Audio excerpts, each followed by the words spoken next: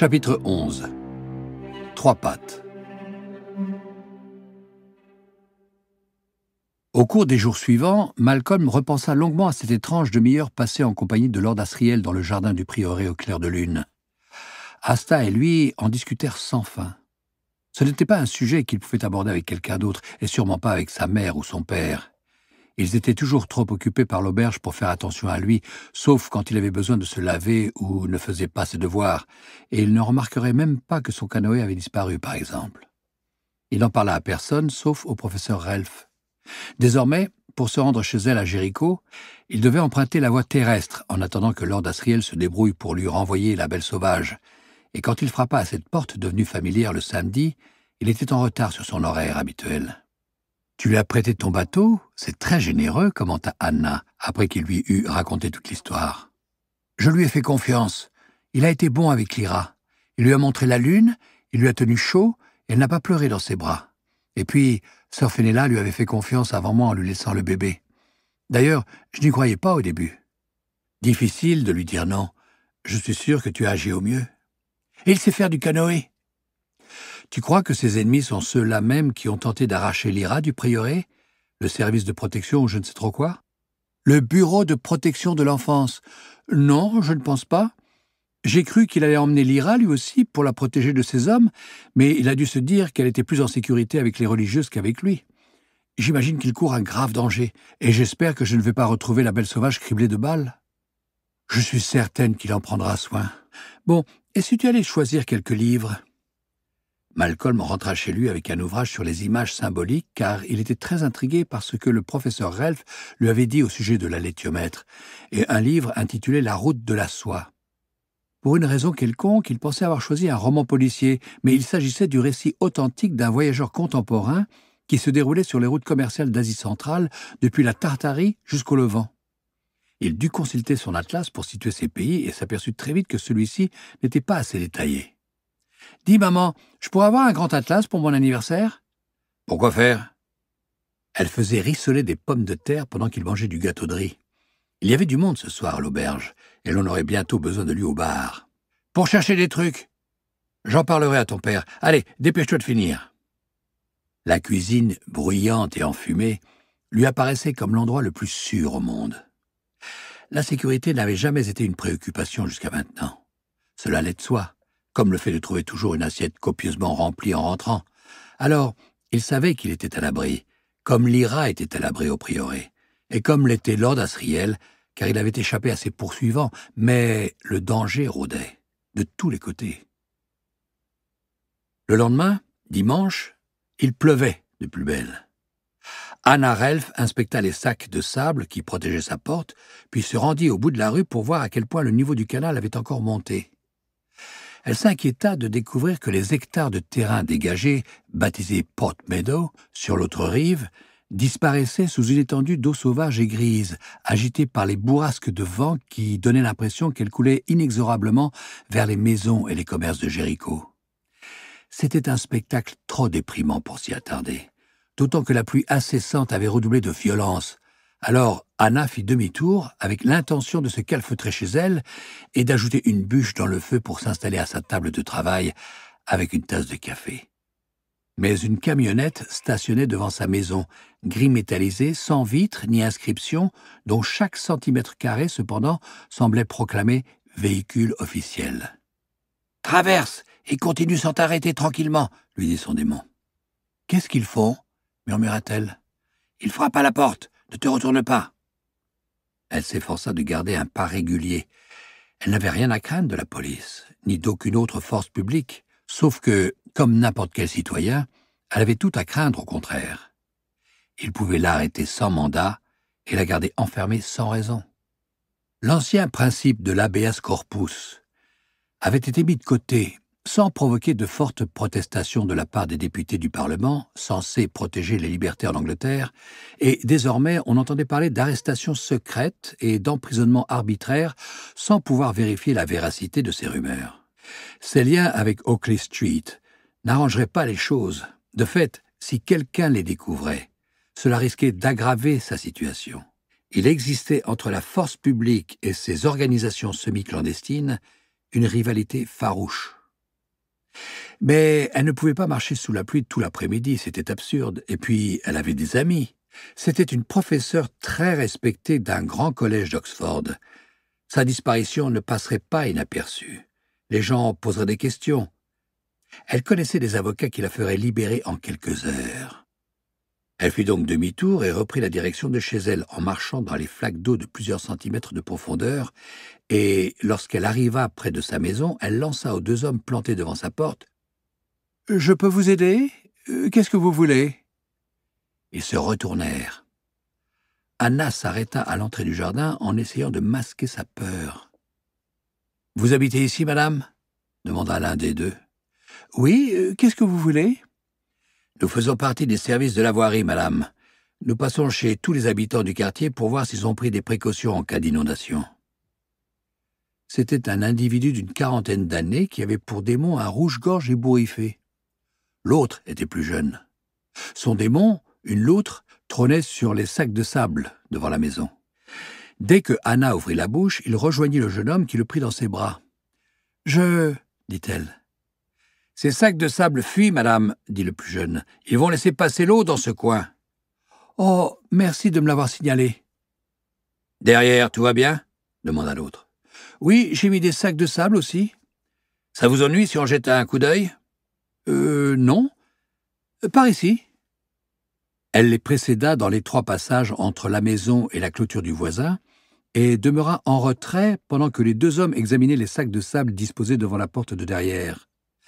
Pendant que le plus jeune inspectait l'interstice entre la porte et l'encadrement, l'autre demanda en montrant la maison d'à côté « Vous savez qui habite là, mademoiselle ?»« Mademoiselle, maintenant, songea-t-elle. »« Un certain monsieur Hopkins, assez âgé. Je crois qu'il est allé chez sa fille. » L'homme regarda par-dessus la clôture. La maison était plongée dans l'obscurité. « Il n'y a pas de sac de sable, » commenta-t-il. « Charlie, on ferait bien d'aller mettre quelques sacs, devant et derrière. »« Ok, Dac, » répondit le dénommé Charlie. « Il va y avoir une inondation, alors ?» demanda Anna. Difficile à dire, en fait. D'après la météo, il haussa les épaules. Mieux vaut prévenir que guérir, voilà ce que je dis toujours. Et c'est vrai, merci d'être passé. De rien, mademoiselle. Au revoir. Les 2 hommes regagnèrent leur camionnette. Après avoir rangé les sacs de sable tant bien que mal, en les tirant, les poussant et en donnant des coups de pied pour tasser le sable à l'endroit où l'eau risquait de passer, elle entra et verrouilla sa porte. Malcolm brûlait d'envie d'interroger sœur Fenella pour savoir ce que Lord Asriel lui avait dit au cours de sa visite nocturne, mais elle refusa tout bonnement d'en parler. « Si tu veux m'aider, dit-elle, épluche ces pommes. » Il n'aurait jamais cru qu'elle puisse être aussi têtue. Elle refusa même de répondre à ses questions. Finalement, il s'aperçut qu'il devenait malpoli et qu'il aurait dû s'en rendre compte dès le début, alors il ne dit plus rien, se contentant d'éplucher et d'enlever les trognons de pommes biscornues couvertes de taches brunes. Les religieuses vendaient les plus belles et gardaient les autres, moins parfaites, pour leur consommation personnelle, mais Malcolm trouvait les tartes de sœur Fenella délicieuses, quel que soit l'aspect des pommes. Généralement, elle lui en gardait une petite part. Estimant qu'un temps suffisant s'était écoulé, il dit « Je me demande ce que devient M. Boatwright. S'ils ne l'ont pas arrêté, il se cache dans les bois, je suppose, dit sœur Fenella. Il s'est peut-être déguisé ? En quoi se déguiserait-il, à ton avis ? En... je ne sais pas. Son démon devrait se déguiser lui aussi. C'est beaucoup plus facile pour un enfant, dit le démon écureuil de la vieille religieuse. Quand vous étiez petite, à quoi vous jouiez ? Notre jeu préféré, c'était le roi Arthur. Elle posa son rouleau à pâtisserie. C'est quoi ça ? Souviens-toi, personne n'arrivait à retirer l'épée enfoncée dans la pierre. Lui, il ne savait pas que c'était impossible. Il a simplement refermé la main autour de la poignée, et l'épée est venue en toute facilité. Elle sortit un couteau du tiroir et le planta dans la grosse boule de pâte qu'elle n'avait pas encore étalée. « Vas-y, dit-elle. Fais comme si tu n'arrivais pas à l'arracher. » Malcolm se prêta au jeu. Il fit mine de tirer de toutes ses forces en grognant, en grimaçant et en serrant les dents, sans faire bouger le couteau. Asta, transformé en singe, l'aida en tirant sur son poignet. Ensuite, le jeune Arthur revient pour chercher l'épée de son frère, expliqua le démon de sœur Fenella. Il voit l'épée plantée dans le rocher, poursuivit la religieuse, et il se dit « Oh, je vais prendre celle-ci ». Son démon enchaîna « Il se saisit de la poignée, et l'épée vient d'un seul coup ». Sœur Fenella arracha le couteau de la pâte et l'agita au-dessus de sa tête. « C'est ainsi qu'Arthur devint roi », conclut-elle. Malcolm rit en la voyant froncer les sourcils pour prendre une attitude qu'elle imaginait majestueuse, et le démon écureuil remonta le long de son bras en courant pour se percher sur son épaule d'un air triomphant. « Vous étiez toujours le roi Arthur » demanda Malcolm. « Non, hélas, en général, je faisais un écuyer ou une personne de condition modeste. »« Mais on jouait dans notre coin aussi, » précisa son démon. « Et là, c'était toujours toi qui étais le roi Arthur. »« Oui, toujours. » Elle essuya le couteau avec un torchon avant de le remettre dans le tiroir. « Et toi, Malcolm, à quel jeu tu joues ?»« Oh, à des jeux d'explorateurs surtout. Je m'amuse à découvrir des civilisations perdues, ce genre de choses. »« Tu remontes l'Amazone à bord de ton canoë ?»« Oui, voilà. »« En parlant de ton canoë, il a survécu à l'hiver ?»« En fait, je l'ai prêté à Lord Asriel quand il est venu voir Lyra. » Sœur Fenella se mit à étaler la pâte sans faire de commentaires. Puis elle dit « Je suis sûr qu'il t'en est très reconnaissant. » Impossible de ne pas remarquer la pointe de désapprobation dans sa voix. Quand ils eurent quitté la cuisine, Asta dit « Elle était gênée. Elle se sent honteuse car elle sait qu'elle a commis une erreur. » Je me demande si sœur Benedicta l'a appris. Elle pourrait empêcher sœur Fenella de s'occuper de Lyra. Peut-être, mais peut-être qu'elle ne sait rien. Sœur Fenella a certainement avoué. Oui, sans doute, dit Malcolm. Ils ne passèrent pas voir M. Taphouse car il n'y avait aucune lumière dans l'atelier. Il avait dû rentrer plus tôt. Non, attends, dit soudain Asta. Il y a quelqu'un. La nuit tombait déjà. Le ciel gris, gorgé de pluie, convoquait l'obscurité avec une heure d'avance au moins. Malcolm s'arrêta sur le chemin du pont pour se retourner vers les fenêtres obscures de l'atelier. « Où ça ?» murmura-t-il. « Derrière, j'ai vu une ombre. »« Il n'y a que des ombres. »« Non, on aurait dit un homme. » Il se trouvait à une centaine de mètres de l'atelier. L'allée de gravier se détachait dans la grisaille du crépuscule et la lueur jaune provenant des fenêtres du prieuré. Rien ne bougeait.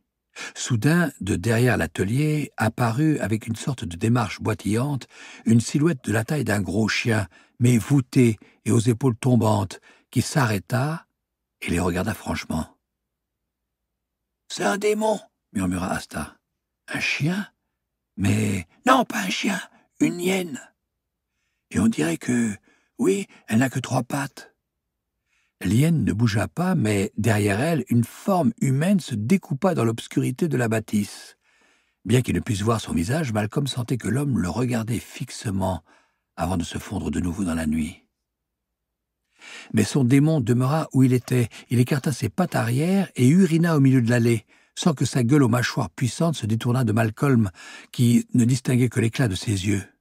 L'hyène avança d'un pas hésitant en balançant le poids de son corps sur son unique patte avant et continua à observer Malcolm, avant de faire demi-tour pour regagner l'abri de l'obscurité en claudiquant.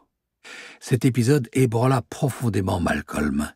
Il n'avait encore jamais vu de démon estropié ni d'hyène, et il se sentait submergé par une vague de malveillance. Quoi qu'il en soit, il le faut, Asta. « Je sais, tu veux que je me change en chouette ?» Le démon s'exécuta aussitôt et, posé sur l'épaule de Malcolm, il scruta la forme sombre de l'atelier. « Je ne les vois pas, » murmura-t-il. « Ne détache pas ton regard de cette tache sombre. » Malcolm rebroussa chemin dans l'allée, ou plutôt dans l'herbe qui bordait les graviers, pour regagner la porte de la cuisine. Il batailla avec la poignée et faillit basculer à l'intérieur. « Malcolm !» s'exclama sœur Fenella. « Tu as oublié quelque chose ?»« Il faut que je parle à sœur Benedicta. Elle est dans son bureau ? Je suppose. Tout va bien ? » ?»« Oui, oui, » répondit-il en se précipitant dans le couloir. L'odeur de peinture fraîche était encore perceptible à proximité de la chambre de Lyra. Il frappa à la porte de sœur Benedicta. « Entrez !» dit-elle. Et elle eut un air étonné en le voyant. « Eh bien, Malcolm, que se passe-t-il ?»« J'ai vu, là, à l'instant, On rentrait à la maison en passant devant l'atelier de M. Taphouse et on a vu un homme. Son démon était une hyène à 3 pattes et il passait vite. Les as-tu vus distinctement? Seulement l'hyène. Elle avait 3 pattes et elle n'avait rien à faire là, alors j'ai pensé que je devais vous avertir pour que vous vérifiiez que les volets sont bien fermés. Il ne pouvait pas lui dire ce que l'hyène avait fait. Même s'il avait trouvé les bons mots, il n'aurait pas pu exprimer le mépris et la haine contenus dans ce geste. Il se sentait à la fois souillé et rabaissé. Mais sœur Benedicta dut lire le trouble sur son visage car elle posa son stylo et se leva pour venir lui prendre doucement l'épaule. Malcolm ne se souvenait pas qu'elle l'ait touché un jour. « Et pourtant, tu es revenu nous prévenir, c'est une bonne action, Malcolm. Allez, viens, je vais te raccompagner chez toi. »« Non, vous ne pouvez pas venir avec moi. »« Tu ne veux pas ? » ?»« Soit. Dans ce cas, je te surveillerai de la porte. Ça te va ? » ?»« Faites attention, ma sœur. Je ne sais pas comment dire ça. Vous avez déjà entendu parler d'un homme qui avait un tel démon ? On entend toutes sortes de choses, tu sais. La question, c'est de savoir s'il faut y attacher de l'importance. Allez, viens. Je ne voulais pas effrayer sœur Fenella. C'est gentil. Est-ce que Lyra... Elle dort. Tu la verras demain. Elle ne craint absolument rien derrière les volets de M. Taphouse. Ils traversèrent la cuisine sous le regard perplexe de sœur Fenella et sœur Benedicta accompagna Malcolm jusqu'à la porte du prieuré. « Veux-tu une lanterne ?» proposa-t-elle. « Oh non, merci, sincèrement. Il fait suffisamment clair et Asta peut se transformer en chouette. J'attendrai que tu sois arrivé sur le pont. Merci, ma sœur. Bonne nuit. Verrouillez bien toutes les portes. » « Promis. Bonne nuit, Malcolm. » Il ne savait pas trop ce qu'il pourrait faire si cet homme lui sautait dessus dans le noir, mais il se sentait protégé par l'attention de la religieuse, et il savait qu'elle ne le quitterait pas des yeux tant qu'il n'aurait pas gagné le pont. Quand il l'atteignit, il se retourna et lui adressa un signe de la main. Sœur Benedicta en fit autant, puis rentra et ferma la porte. Malcolm courut jusque chez lui, précédé d'Asta qui volait transformé en chouette. Ils déboulèrent ensemble dans la cuisine. « Pas trop tôt !» commenta sa mère. « Où est papa ?»« Sur le toit, en train d'adresser des signaux à la planète Mars, où veux-tu qu'il soit ?» Malcolm fonça au bar et se figea en entrant. Assis sur un tabouret, un homme qu'il ne connaissait pas était accoudé au comptoir, et à ses pieds était couché un démon hyène qui n'avait qu'une seule patte avant. L'homme bavardait avec son père. Il avait une demi-douzaine d'autres clients, mais aucun ne se tenait près d'eux. De fait, 2 hommes, habituellement installés au comptoir, avaient choisi une table dans un coin comme si tout le monde voulait rester à l'écart de l'étranger. Malcolm enregistra tout cela en 2 secondes, puis il vit l'expression de son père. L'étranger regardait Malcolm et son père baissait la tête, comme accablé de lassitude et de colère impuissante. Quand l'étranger se retourna vers lui, l'aubergiste releva la tête et plaqua un grand sourire sur son visage. « Où étais-tu passé, Malcolm ?»« Comme d'habitude, » marmonna-t-il. Le démon hyène fit claquer ses dents, de grandes dents jaunes et pointues dans une petite tête, un animal d'une stupéfiante laideur. La créature qu'il avait privée de sa patte avant droite avait dû souffrir, elle aussi, si ses dents s'étaient plantées dans sa chair. Malcolm se dirigea vers les tables disposées au fond de la salle. « Voulez-vous autre chose, messieurs ?» demanda-t-il, conscient du léger tremblement de sa voix qui résonnait dans le silence du bar. Les hommes lui commandèrent 2 pintes de bière, mais avant qu'il reparte, l'un d'eux le retint discrètement par la manche.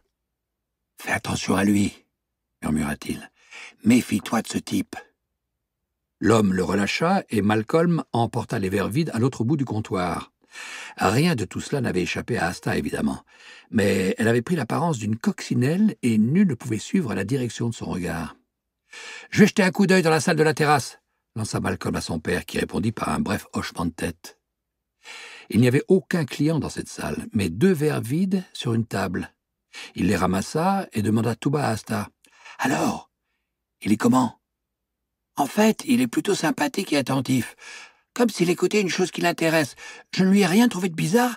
Son démon, en revanche, il ne forme qu'une seule et même personne, non? Comme nous. Oui, bien sûr, mais... » Quelques autres verres vides traînaient ici et là sur les tables de l'auberge et Malcolm prit son temps pour les rassembler. « Il n'y a presque plus aucun client, dit-il.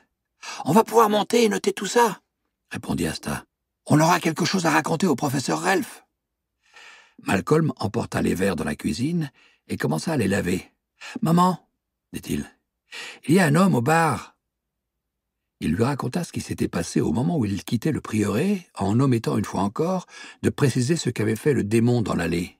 « Et il est ici, au comptoir. Personne ne veut s'approcher de lui, et papa semble énervé. »« Tu as prévenu, sœur Benedicta, pour qu'elle veille à ce que tout soit bien fermé ?»« Oui, mais c'est qui? Qu'est-ce qu'il fait? »« Dieu seul le sait.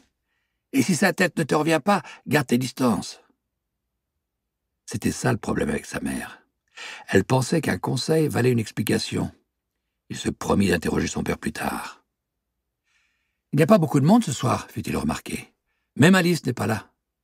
Je lui ai dit qu'elle n'avait pas besoin de rester vu que c'était calme. Si cet homme prend l'habitude de venir ici, ce sera comme ça tous les soirs. Ton père sera obligé de lui demander d'aller ailleurs. »« Mais pourquoi ? » ?»« Peu importe pourquoi. Tu as des devoirs ? De la géométrie ? Bon, tu n'as qu'à dîner maintenant. Tu les feras ensuite. » Ce soir-là, il y avait du chou-fleur en gratin. Asta, perché sur son épaule sous l'aspect d'un écureuil, jouait avec une assiette. Malcolm se brûla la bouche en mangeant trop vite, mais il apaisa le feu avec une part de tarte aux prunes nappée de crème. Les verres qu'il avait lavés, ayant eu le temps de sécher sur l'égouttoir, il les rapporta au bar avant de monter dans sa chambre. Quelques clients étaient arrivés entre-temps, mais l'homme au démon hyène était toujours assis sur son tabouret, et les nouveaux venus avaient pris place à l'autre extrémité du comptoir et lui tournaient le dos. « Tout le monde le connaît apparemment, » souffla Asta. « Sauf nous. » L'hyène n'avait pas bougé. Allongée par terre, elle mordillait et léchait le moyon de sa patte, tandis que l'homme, un coude appuyé sur le comptoir, regardait autour de lui d'un air vaguement indifférent. C'est alors qu'une chose surprenante se produisit. Malcolm aurait parié que personne d'autre ne la remarqua. Son père bavardait avec les clients nouvellement arrivés, et ceux qui étaient attablés jouaient au domino. Dévoré par la curiosité, Malcolm ne pouvait s'empêcher de dévisager l'homme. Il avait une quarantaine d'années, estimait-il, des cheveux noirs et des yeux marrons brillants. Ses traits étaient nets, prononcés comme une photo très bien éclairée. Il était habillé à la manière d'un voyageur et il aurait pu être beau, mais il y avait en lui une sorte de vigueur et de malice brutale auquel cet adjectif ne rendait pas justice. Malcolm ne pouvait s'empêcher de le trouver sympathique. Voyant que le garçon l'observait, l'homme lui sourit et lui adressa un clin d'œil. C'était un sourire plein de chaleur et de complicité, qui semblait dire « On sait une ou deux choses, toi et moi ». Son air entendu, teinté de plaisir, l'invitait à participer à un complot intime contre le reste du monde, et Malcolm se surprit à lui rendre son sourire. En temps normal, Asta se serait empressée d'aller parler au démon, par politesse, même si l'hyène était aussi laide qu'effrayante. Mais les circonstances n'avaient rien de normal. Aussi, le garçon curieux et l'homme au visage attirant, complexe, étaient-ils seuls face à face. Puis cet instant de complicité s'envola. Malcolm déposa les verres propres sur le comptoir et se dirigea vers l'escalier. « Je ne me souviens même pas de la manière dont il est habillé, » dit-il, une fois la porte de sa chambre refermée. « Une tenue sombre, » dit Asta. « Tu crois que c'est un criminel ? » ?»« Forcément, mais son démon. Il est horrible. Je n'ai jamais vu un démon si différent de son humain. »« Le professeur Ralph, c'est peut-être qui il est ? » ?»« Ça m'étonnerait. Elle connaît des professeurs, des érudits, des gens comme ça. Lui, il est différent. »« Elle connaît des espions aussi. »« Je ne pense pas que ce soit un espion. Il ne passe pas inaperçu, surtout avec son démon. » Malcolm s'attaqua à ses devoirs. Il devait tracer des figures avec sa règle et un compas, un travail qu'il adorait, mais ce soir il ne parvenait pas à se concentrer. Il était encore ébloui par ce sourire. Le professeur Ralph n'avait jamais entendu parler d'un individu dont le démon était estropié à ce point. « Mais ça doit bien arriver de temps en temps, dit-elle. » Malcolm lui raconta alors ce que le démon avait fait dans l'allée du prieuré, et le professeur Ralph fut encore plus déconcerté. Comme les humains, les démons étaient très attachés à leur intimité car ils étaient eux aussi des personnes. « Bizarre, » commenta-t-elle. « Qu'est-ce que ça signifie, à votre avis ?»« Tu as raison, Malcolm. Nous devons traiter ce mystère comme une question pour la léthiomètre et voir si nous pouvons comprendre sa signification cachée. Ce geste était une marque de mépris, non ? Oui, c'est ce que j'ai pensé.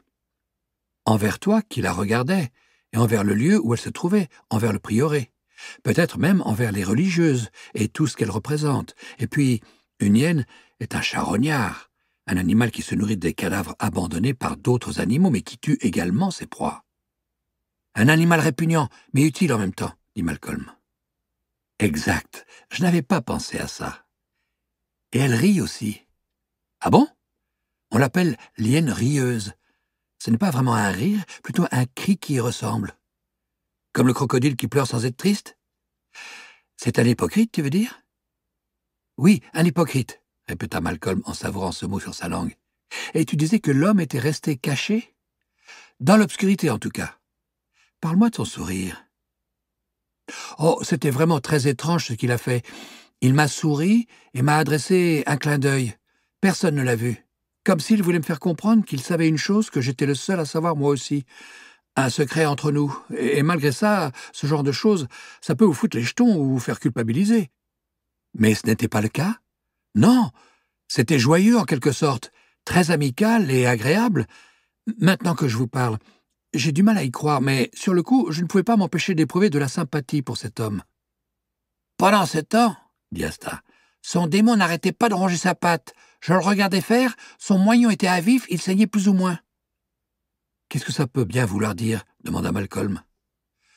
L'un et l'autre sont vulnérables, peut-être, suggéra le professeur Relf.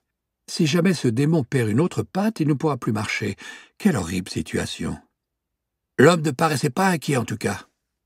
On avait l'impression que rien ne pouvait l'inquiéter ou l'effrayer, absolument rien. Tu avais de la peine pour son démon? Non, répondit catégoriquement Malcolm. Au contraire, elle serait beaucoup plus dangereuse sans ce handicap.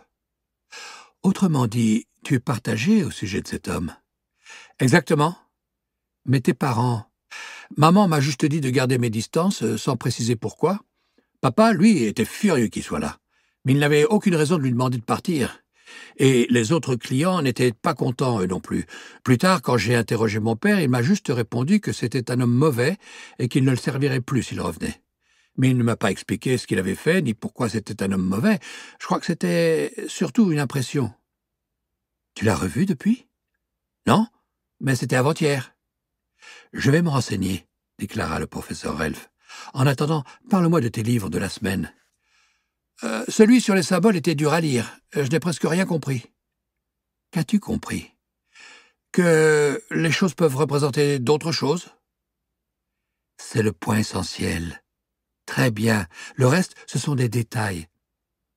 Personne ne peut se souvenir de toutes les significations des symboles de l'alléthiomètre, alors nous avons besoin de ces livres pour pouvoir le déchiffrer. C'est comme un langage secret. Oui. C'est quelqu'un qui l'a inventé ou bien a-t-il été découvert? C'est ça que tu lui as demandé? Oui, dit Malcolm un peu surpris. Alors, c'est quoi la réponse? Difficile à dire. Prenons un autre exemple. Tu connais le théorème de Pythagore.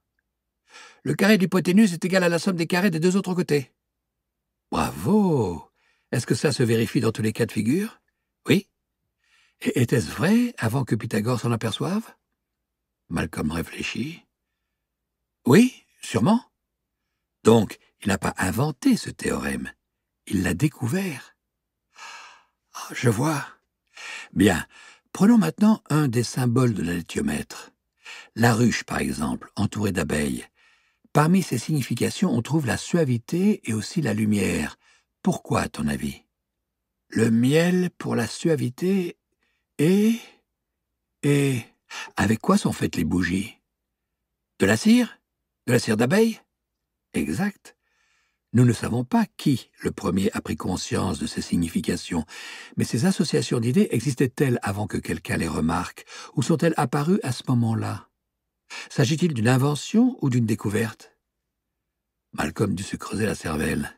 « Ce n'est pas la même chose, » répondit-il finalement. « Le théorème de Pythagore, on peut le prouver. On sait donc qu'il est exact, mais dans le cas de la ruche, il n'y a rien à prouver. On peut voir des liens, mais on ne peut rien prouver. » Bien. Supposons alors que la personne qui a fabriqué l'alléthiomètre cherchait un symbole pour exprimer les notions de suavité et de lumière.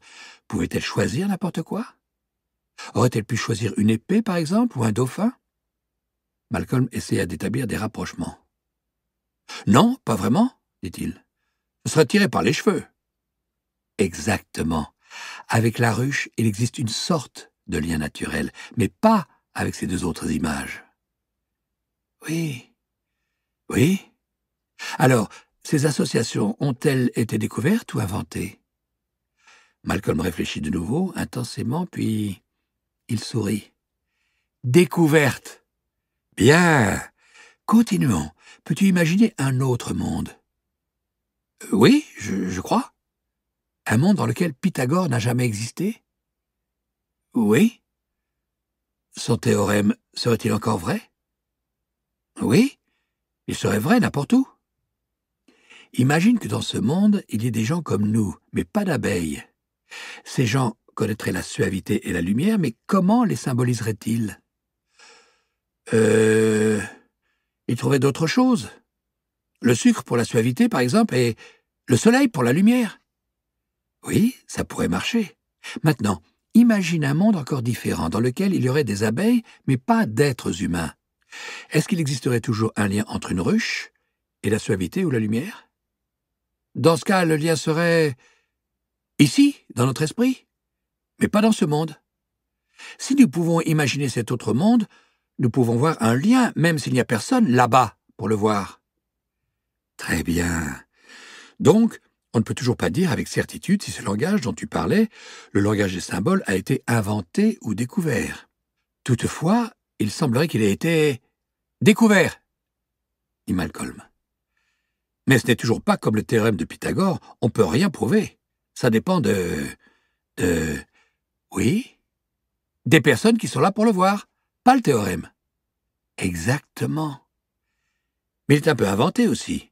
S'il n'y avait personne pour le voir, ce serait comme s'il n'existait pas du tout. Il se renversa contre le dossier de son siège, pris de vertige. Ce salon familier était chaleureux, le fauteuil confortable et l'assiette de biscuits à portée de main. Il avait le sentiment que c'était ici qu'il se sentait véritablement chez lui, plus que dans la cuisine de sa mère ou dans sa chambre, mais il ne l'aurait jamais avoué à personne, sauf à Asta. « Il faut que je rentre. Tu as bien travaillé? » C'était du travail? Oui, je pense. Pas toi? Si, sûrement. Je peux voir la laitiomètre? Il ne peut pas quitter la bibliothèque, malheureusement. Nous ne possédons que cet exemplaire, mais je peux te donner un dessin. Elle ouvrit un des tiroirs du secrétaire, d'où elle sortit une feuille de papier pliée qu'elle tendit à Malcolm. En la dépliant, il découvrit un large cercle entouré de 36 cases, contenant chacune une image différente. Une fourmi, un arbre, une encre, un sablier. « La ruche est là !» dit-il. « Garde-le. Je m'en servais à l'époque où j'apprenais les symboles, mais je n'en ai plus besoin. »« Merci. Je vais pouvoir les apprendre, moi aussi. Une autre fois, je te parlerai d'un moyen mnémotechnique. En attendant, plutôt que de tous les mémoriser, tu pourrais en choisir un et y réfléchir. Quelles idées suggère-t-il? Que pourrait-il symboliser? Entendu. On dirait... » Il se tut. Ce cercle, divisé en petites sections, lui rappelait quelque chose. « On dirait quoi? Ça ressemble à un truc que j'ai vu. » Il lui décrivit l'anneau pailleté qu'il avait vu le soir où Lord Asriel était venu à l'auberge. Le professeur Relf afficha aussitôt son intérêt. « Ça m'a tout l'air d'être une aura de migraine, dit-elle. Tu as mal à la tête parfois? »« Non, jamais. »« Juste l'aura alors. Sans doute que tu la reverras. Tu as aimé l'autre livre, celui consacré à la route de la soie? C'est l'endroit du monde où j'ai le plus envie d'aller. Un jour peut-être. » Ce soir-là, quelqu'un rapporta La Belle Sauvage.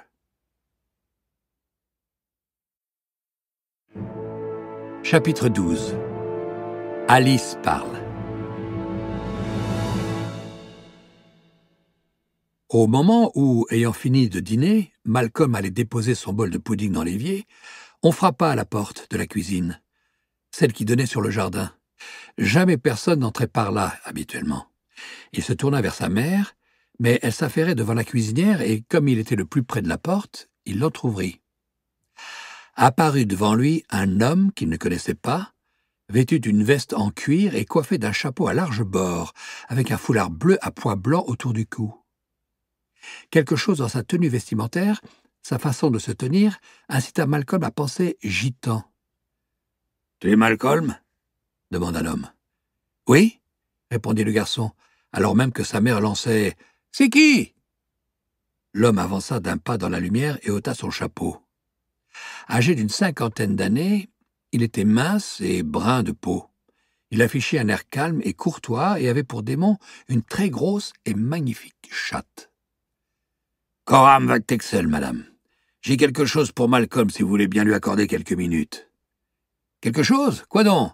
Entrez et donnez-le lui ici. »« C'est un peu trop gros, malheureusement, » répondit le gitan. « Mais ce ne sera pas long, je veux juste lui fournir quelques brèves explications. » Le démon blaireau de Madame Polsted avait quitté son coin pour s'approcher de la porte et de la chatte. Leurs nez se touchèrent et les deux démons échangèrent quelques paroles murmurées. La mère de Malcolm acquiesça d'un hochement de tête. « Allez-y alors !» Malcolm finit de s'essuyer les mains et suivit l'inconnu dehors. Si la pluie avait cessé, l'atmosphère restait surchargée d'humidité, et les lumières de l'auberge inondaient la terrasse et l'herbe d'un éclat brumeux qui conférait au décor un aspect aquatique. L'inconnu descendit vers le fleuve. Malcolm distinguait les empreintes de pas qu'il avait laissées dans l'herbe mouillée en gravissant la pente. « Tu te souviens de Lord Asriel ?»« Oui, c'est le... Il m'a chargé de te rapporter ton bateau et de te remercier chaleureusement. Il espère que tu le trouveras en bon état. » Lorsqu'ils furent hors de portée des lumières de l'auberge, l'homme gratta une allumette pour allumer une lanterne. Il régla la hauteur de la mèche et referma le volet. Un faisceau clair s'étendit dans l'herbe, droit devant eux, jusqu'à la petite jetée où était amarrée la belle sauvage. Malcolm se précipita pour voir. Le fleuve, dont le niveau restait élevé, semblait porter son cher canoë sur un piédestal, et il s'aperçut immédiatement qu'il avait subi quelques améliorations. « Le nom !»« Oh, merci !» s'exclama-t-il. Quelqu'un avait peint les mots en rouge avec une grande habileté et les avait entourés d'un trait couleur crème, bien plus joliment qu'il aurait pu le faire. Le nom ressortait fièrement sur la coque verte qui, elle-même... Indifférent aux hautes herbes mouillées, Malcolm s'agenouilla pour l'examiner de plus près. Il y avait quelque chose de changé. « Il est passé entre les mains du plus grand constructeur de bateaux d'Angleterre, » annonça Coram Van Texel. « Chaque centimètre a été ausculté et renforcé. Et cette nouvelle peinture anti-corrosion possède d'autres qualités. Tu es désormais propriétaire de l'embarcation la plus rapide de la Tamise. Exception faite des bateaux des gitans, évidemment. Elle fondra l'eau comme une lame chaude une motte de beurre. » Malcolm caressa la coque de son canoë, il n'en revenait pas. « Maintenant, laisse-moi te montrer autre chose, » dit le visiteur. « Tu vois ces crochets fixés le long du plat-bord? »« Et ça va quoi ?» L'homme plongea la main au fond du canoë pour prendre une poignée de longues et fines branches de noisetier. Il en garda une et tendit le reste à Malcolm. Puis il se pencha pour passer une extrémité de la branche dans le crochet situé de l'autre côté du canoë, après quoi il la plia vers lui et glissa l'autre extrémité dans le crochet le plus proche, formant ainsi un arceau au-dessus du canoë. « Vas-y, essaye avec une nouvelle branche, » dit le gitan en éclairant le crochet suivant avec sa lanterne. Après plusieurs tentatives, Malcolm parvint à y introduire la branche. Celle-ci se pliait aisément, mais dès que les deux bouts étaient fixés, elle se raidissait et ne bougeait plus. « À quoi ça sert ?» répéta-t-il. « Je ne vais pas te faire une démonstration ce soir, mais sous le barreau central, tu trouveras une bâche, d'un genre un peu spécial en nylon. Après avoir installé tous les arceaux, tu n'auras qu'à la tirer par-dessus et tu seras bien au chaud, à l'abri, même s'il tombe des trompes d'eau. Il y a de quoi l'accrocher sur le bord, mais je te laisse comprendre comment ça marche. »« Oh, merci, c'est merveilleux !»« C'est Lord Asriel qu'il faut remercier, et c'est sa manière à lui de te remercier, alors vous êtes quitte. Sur ce, Malcolm, il faut que je te pose une ou deux questions. Je sais que tu rends régulièrement visite à une femme, le professeur Relf, et je sais pourquoi. Tu peux lui parler de tout ça, tu peux aussi lui parler de moi, et si elle a envie d'en savoir plus, dis-lui simplement ces deux mots. Oakley Street. » « Oakley Street ?»« Oui, cela la rassurera. Mais attention, ne prononce pas ces mots devant quelqu'un d'autre. Tout ce que tu confies à cette femme me revient tôt ou tard. Mais le temps presse et j'ai besoin d'une information urgemment. Je suppose que tu vois la plupart des gens qui viennent à la truite. Oui? Tu connais beaucoup d'entre eux par leur nom? Quelques-uns? As-tu déjà vu un certain Gérard Bonneville? » Avant que Malcolm puisse répondre, il entendit la porte de la cuisine s'ouvrir en haut de la pente, et sa mère s'écriait « Malcolm! Malcolm, où es-tu » Ici, j'arrive tout de suite. Dépêche-toi! Il attendit qu'elle ait refermé la porte, puis il demanda « Qu'est-ce qui se passe, monsieur Van Texel ?»« Encore 2 petites mises en garde et je m'en vais. » Malcolm aperçut alors pour la première fois un autre bateau sur le fleuve. Une longue vedette, dotée d'une cabine basse et d'un moteur presque silencieux, qui lui permettait de lutter contre le courant. Aucune lumière n'était allumée à bord. Il distinguait à peine la silhouette d'un homme à la barre. « Tout d'abord, poursuivit Van Texel, la météo va s'améliorer au cours des prochains jours. Il y aura du soleil et un vent chaud. Mais ne t'y fie pas. La pluie va tomber de plus belle ensuite, provoquant la plus grande inondation depuis au moins un siècle. Une inondation hors du commun. Tous les cours d'eau sont près de déborder et de nombreux barrages menacent de céder. Les autorités fluviales n'ont pas fait leur travail, mais surtout, des choses ont été dérangées dans l'eau et dans le ciel aussi. Et pour qui sait les déchiffrer, ces signes sont d'une évidente clarté. Dis-le à ta mère et à ton père. Tiens-toi prêt. Promis. Deuxième chose. Souviens-toi de ce nom. Gérard Bonneville. Si tu le vois, tu le reconnaîtras car son démon est une hyène. Oh, oui, il est venu ici l'autre jour. Son démon n'a que 3 pattes. Ah ouais? Et t'as-tu dit quelque chose? Non, et je crois que personne n'avait envie de lui parler. Il buvait seul dans son coin. Pourtant, il avait l'air gentil. Il se peut qu'il cherche à se montrer sympathique avec toi, mais garde tes distances. Et ne te retrouve jamais seul avec lui. Fuis-le comme la peste. Entendu, dit Malcolm. Monsieur Van Texel, vous êtes un gitan? Oui. Les gitans sont contre le CDC, alors? Nous ne pensons pas tous la même chose, Malcolm. Certains sont contre, d'autres non. Il tourna la tête vers le fleuve et siffla tout doucement. Aussitôt, la vedette pivota vers la jetée. Van Texel aida Malcolm à hisser la belle sauvage dans l'herbe. « N'oublie pas ce que je t'ai dit au sujet de l'inondation et de Bonneville. » Sur ce, ils se serrèrent la main et le gitan monta à bord de la vedette. Le moteur crachota discrètement et le bateau remonta le courant à vive allure. Puis il se fondit dans l'obscurité. « C'est quoi cette histoire ?» demanda sa mère 2 minutes plus tard. « J'avais prêté mon canoë à quelqu'un et cet homme me l'a ramené. »« Oh, bon allez, apporte ces assiettes en salle. La table, près de la grande cheminée. » Il s'agissait de 4 assiettes de rôti de porc avec des légumes. Comme elles étaient chaudes, Malcolm ne put les prendre que 2 par 2, mais il fit aussi vite que possible, après quoi il apporta au client 3 pintes de Badger et une bouteille d'India Pale Ale. C'était parti pour la soirée. Il n'y avait pas eu autant de monde un samedi soir depuis des semaines. Malcolm chercha à apercevoir l'homme au démon hyène à 3 pattes, en vain. Il se démena et empocha de jolis pourboires qui se retrouveraient dans le morse. À un moment de la soirée, il entendit des habitués parler du niveau du fleuve, et il s'arrêta pour tendre l'oreille, comme de coutume, sans se faire remarquer. « Il n'a pas monté depuis plusieurs jours, » disait l'un des hommes. « Ils savent réguler le niveau maintenant, » dit un autre. « Souvenez-vous, quand c'était le vieux Barlet qui dirigeait les autorités fluviales, il paniquait à la moindre averse. »« N'empêche, il n'y a jamais eu d'inondation de son temps, » souligna un troisième. « Toute cette pluie en ce moment, c'est exceptionnel. »« Ça s'est arrêté. Et le bureau de la météorologie ?» Les autres s'esclaffèrent. « Le bureau de la météorologie. Qu'est-ce qu'ils y connaissent ?» Ils possèdent les tout derniers instruments philosophiques, alors ils savent ce qui se passe dans l'atmosphère. Et donc, que disent-ils? Ils disent que le temps va s'améliorer. Ils auront peut-être raison, pour une fois. Le vent a tourné, non? C'est l'air sec du nord qui arrive maintenant. Vous verrez, demain matin, le ciel sera dégagé, et il ne pleuvra plus pendant 1 mois.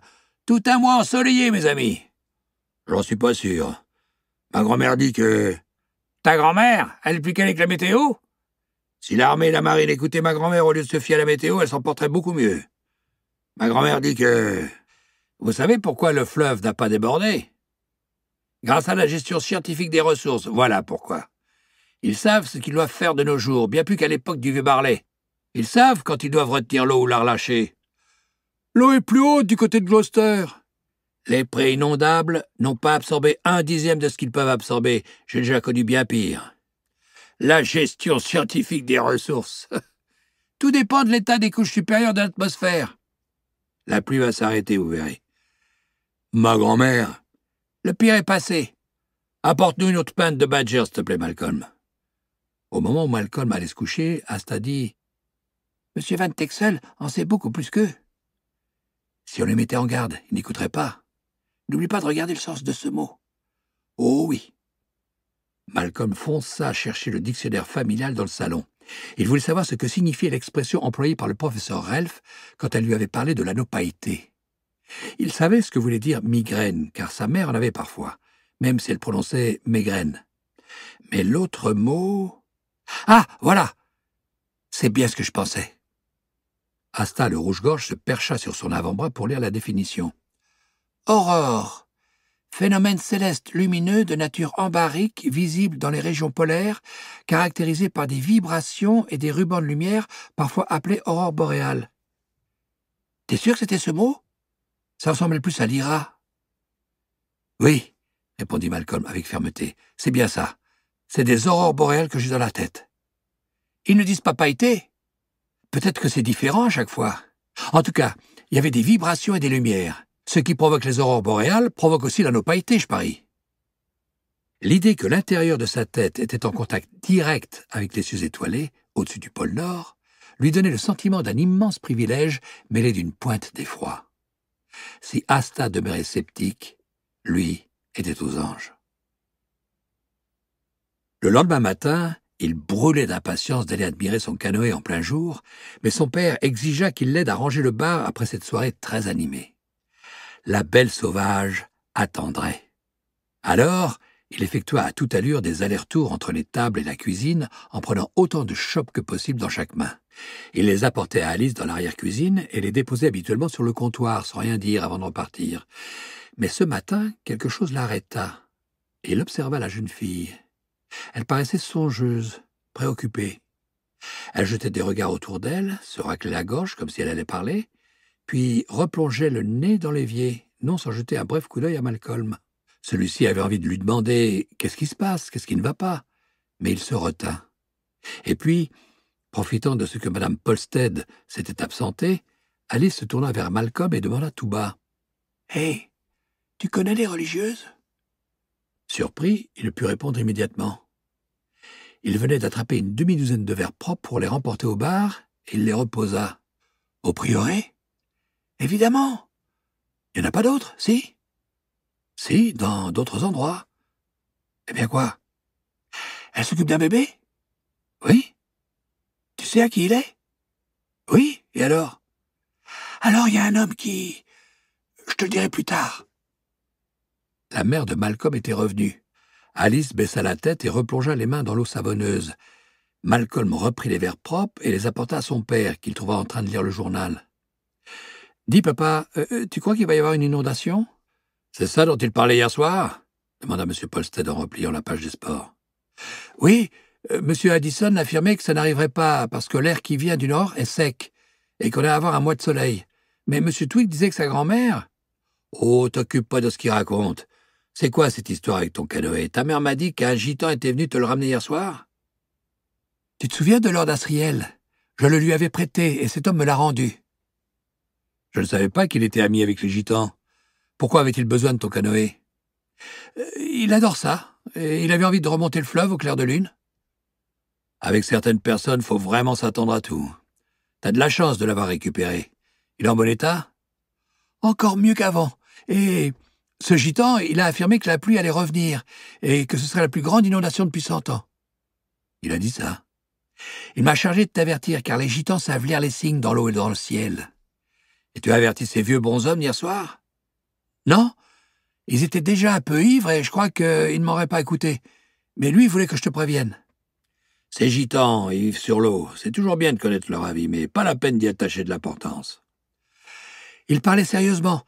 Autant se préparer, ça ne peut pas faire de mal. M. Polsted réfléchit. « Exact, dit-il. Comme Noé. Tu crois que ta mère et moi, on tiendrait à bord de la Belle Sauvage avec toi? »« Non, mais tu ferais bien de réparer la barque. Et peut-être que maman ferait mieux de ne pas stocker sa farine et tout le reste dans la cave. »« Bonne idée, répondit son père en reportant son attention sur la page des sports. « Va le lui dire. Tu as débarrassé la salle de la terrasse? » J'y allais. Voyant sa mère entrer dans le bar pour discuter d'une histoire de légumes avec son père, Malcolm s'empressa d'aller chercher les verres sales dans la salle de la terrasse pour retourner dans la cuisine. « Parle-moi de cet homme, demanda-t-il à Alice. Je ne sais pas si je dois le dire. » Si ça concerne le bébé, tu as parlé du bébé, puis d'un homme. Qui ça? Peut-être que j'en ai trop dit. Non, t'en as pas dit assez. C'est qui cet homme? Alice regarda autour d'elle.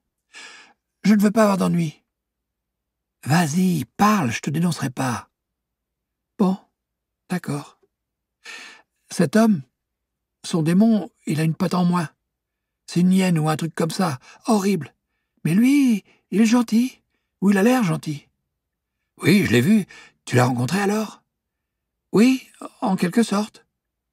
Alice se mit à rougir et détourna le regard. Son démon Chouka, perché sur son épaule, fit de même pour échapper au regard de Malcolm. « Je lui ai parlé un peu, » ajouta la jeune fille. « Quand ça? »« Hier soir, à Jéricho. Il m'a posé des questions sur le bébé du prieuré, les religieuses, tout ça. Ça veut dire quoi, tout ça? Il a dit qu'il était le père du bébé. Faux! Son père, c'est Lord Asriel, je le sais.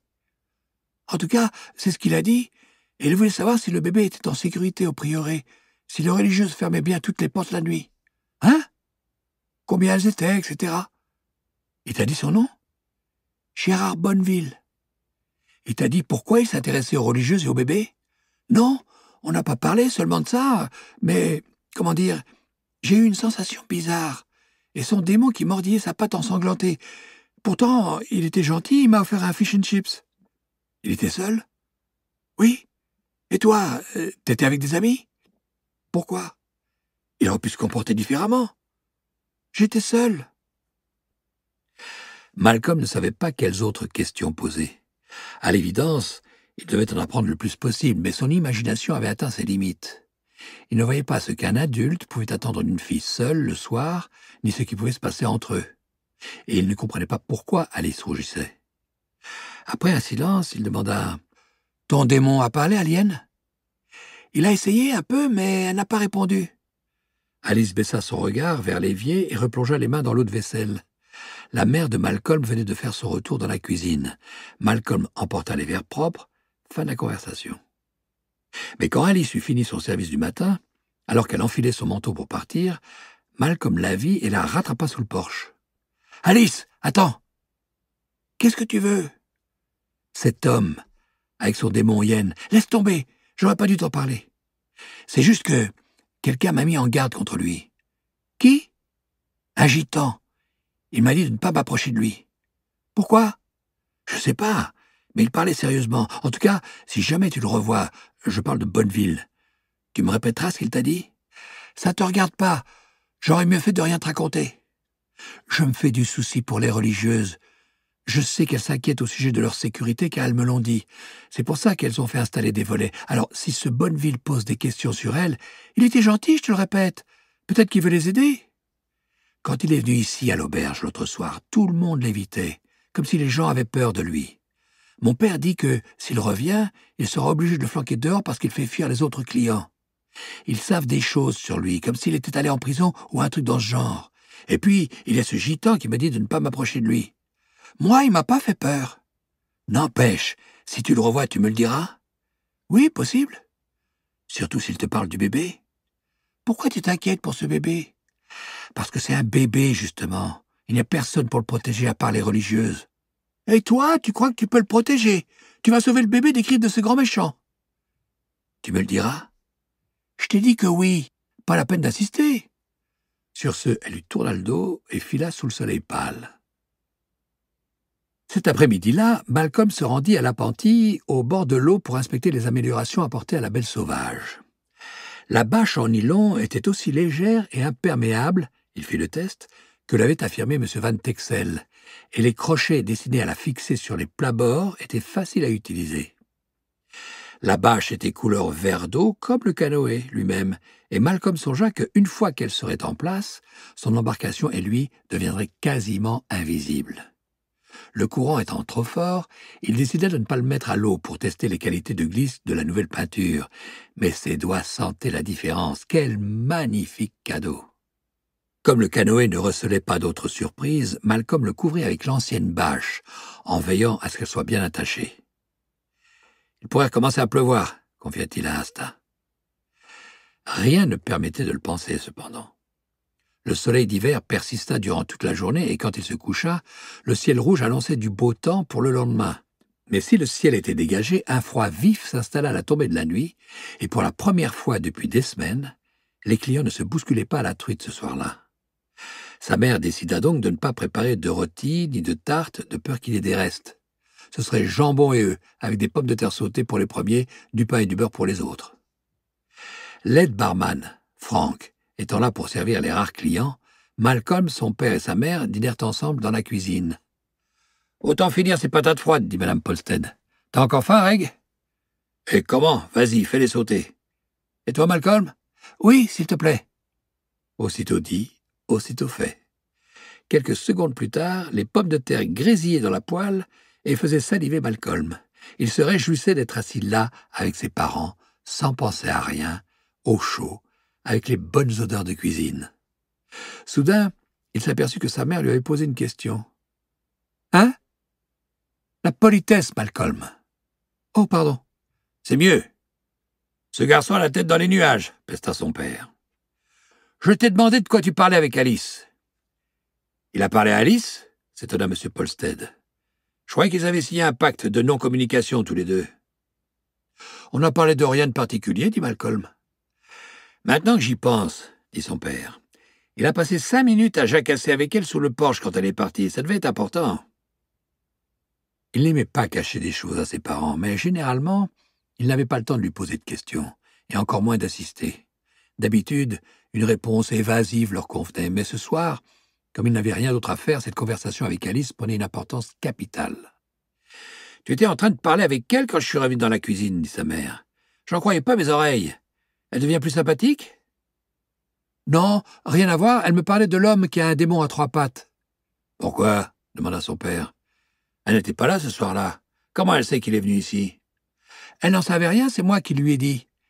Elle m'a parlé de lui parce qu'il a posé des questions sur les religieuses. »« Ah bon, quand ça ?» demanda sa mère en servant les pommes de terre sautées.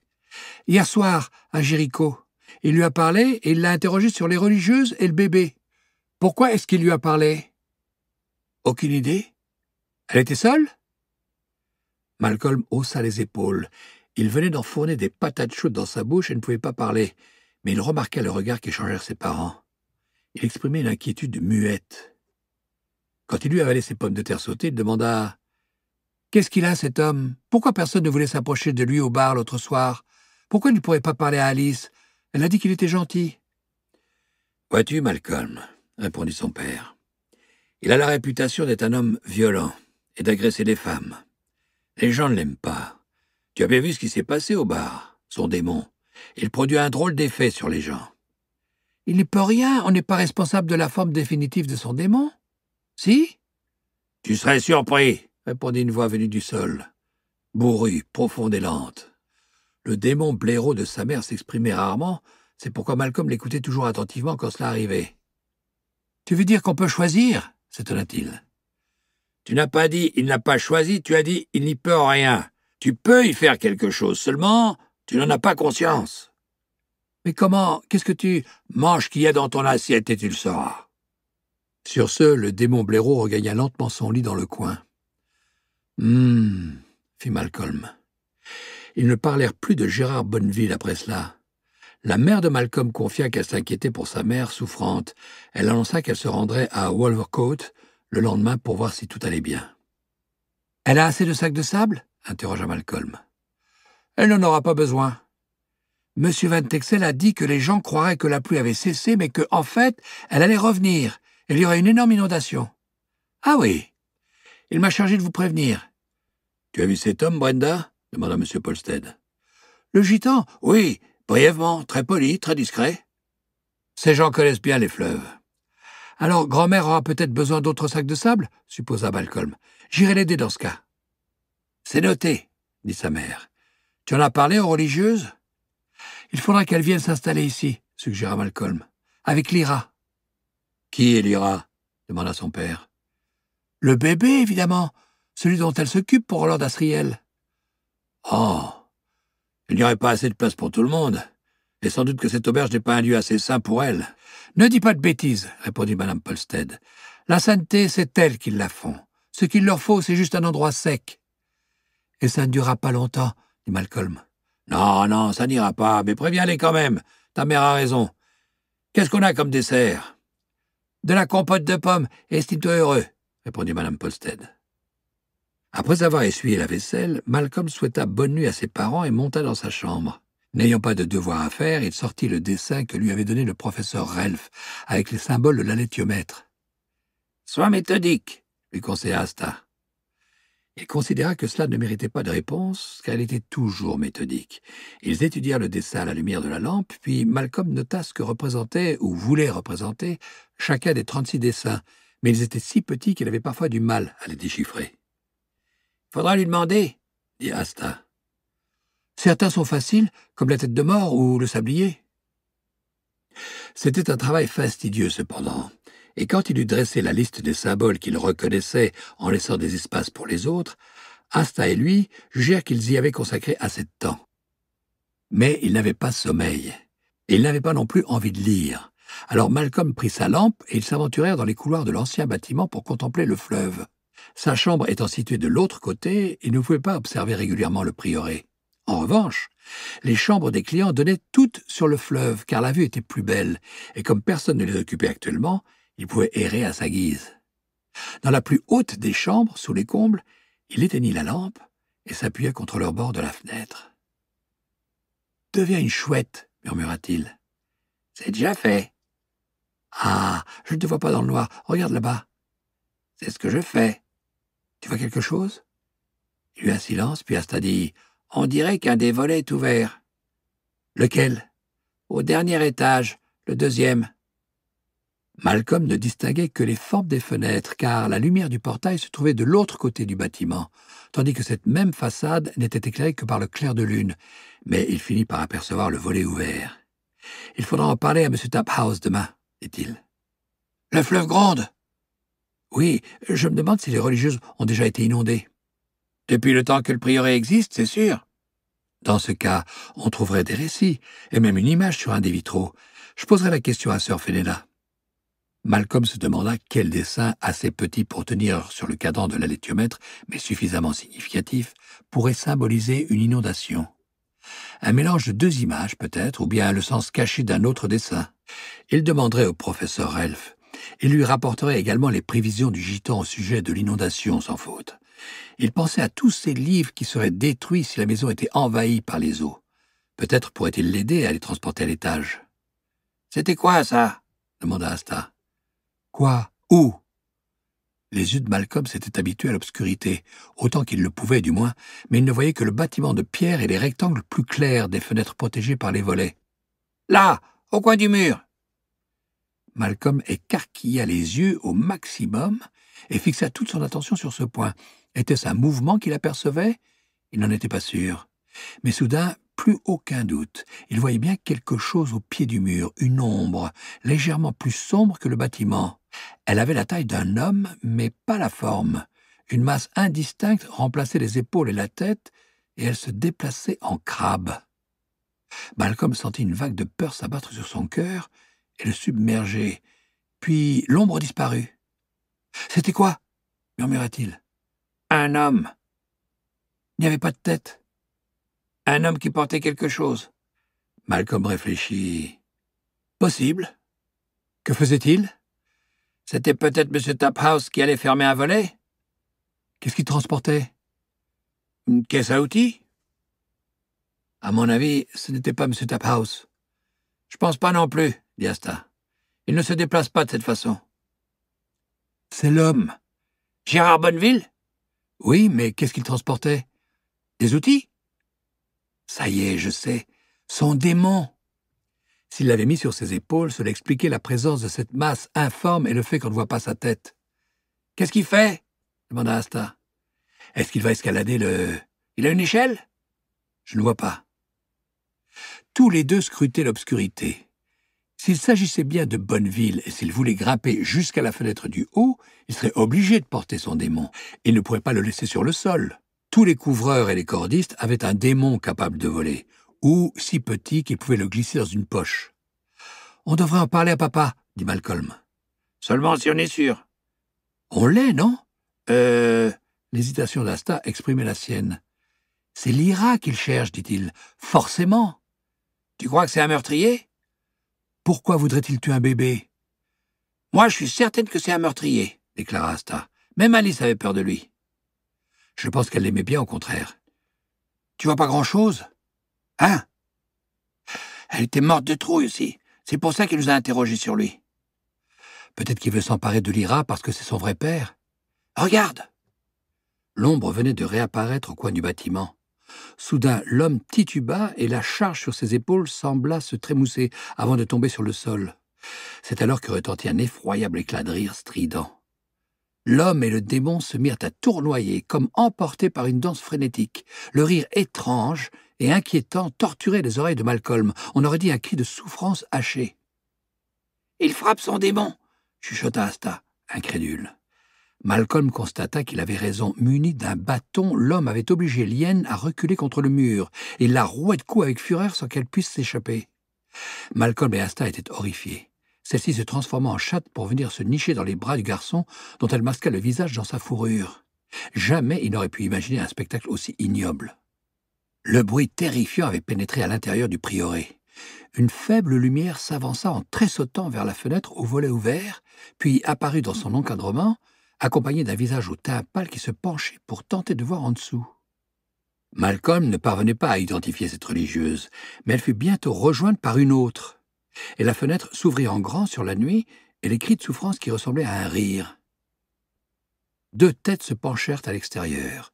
Une voix retentit, et Malcolm reconnut le ton autoritaire de sœur Benedicta, sans parvenir toutefois à distinguer ses paroles.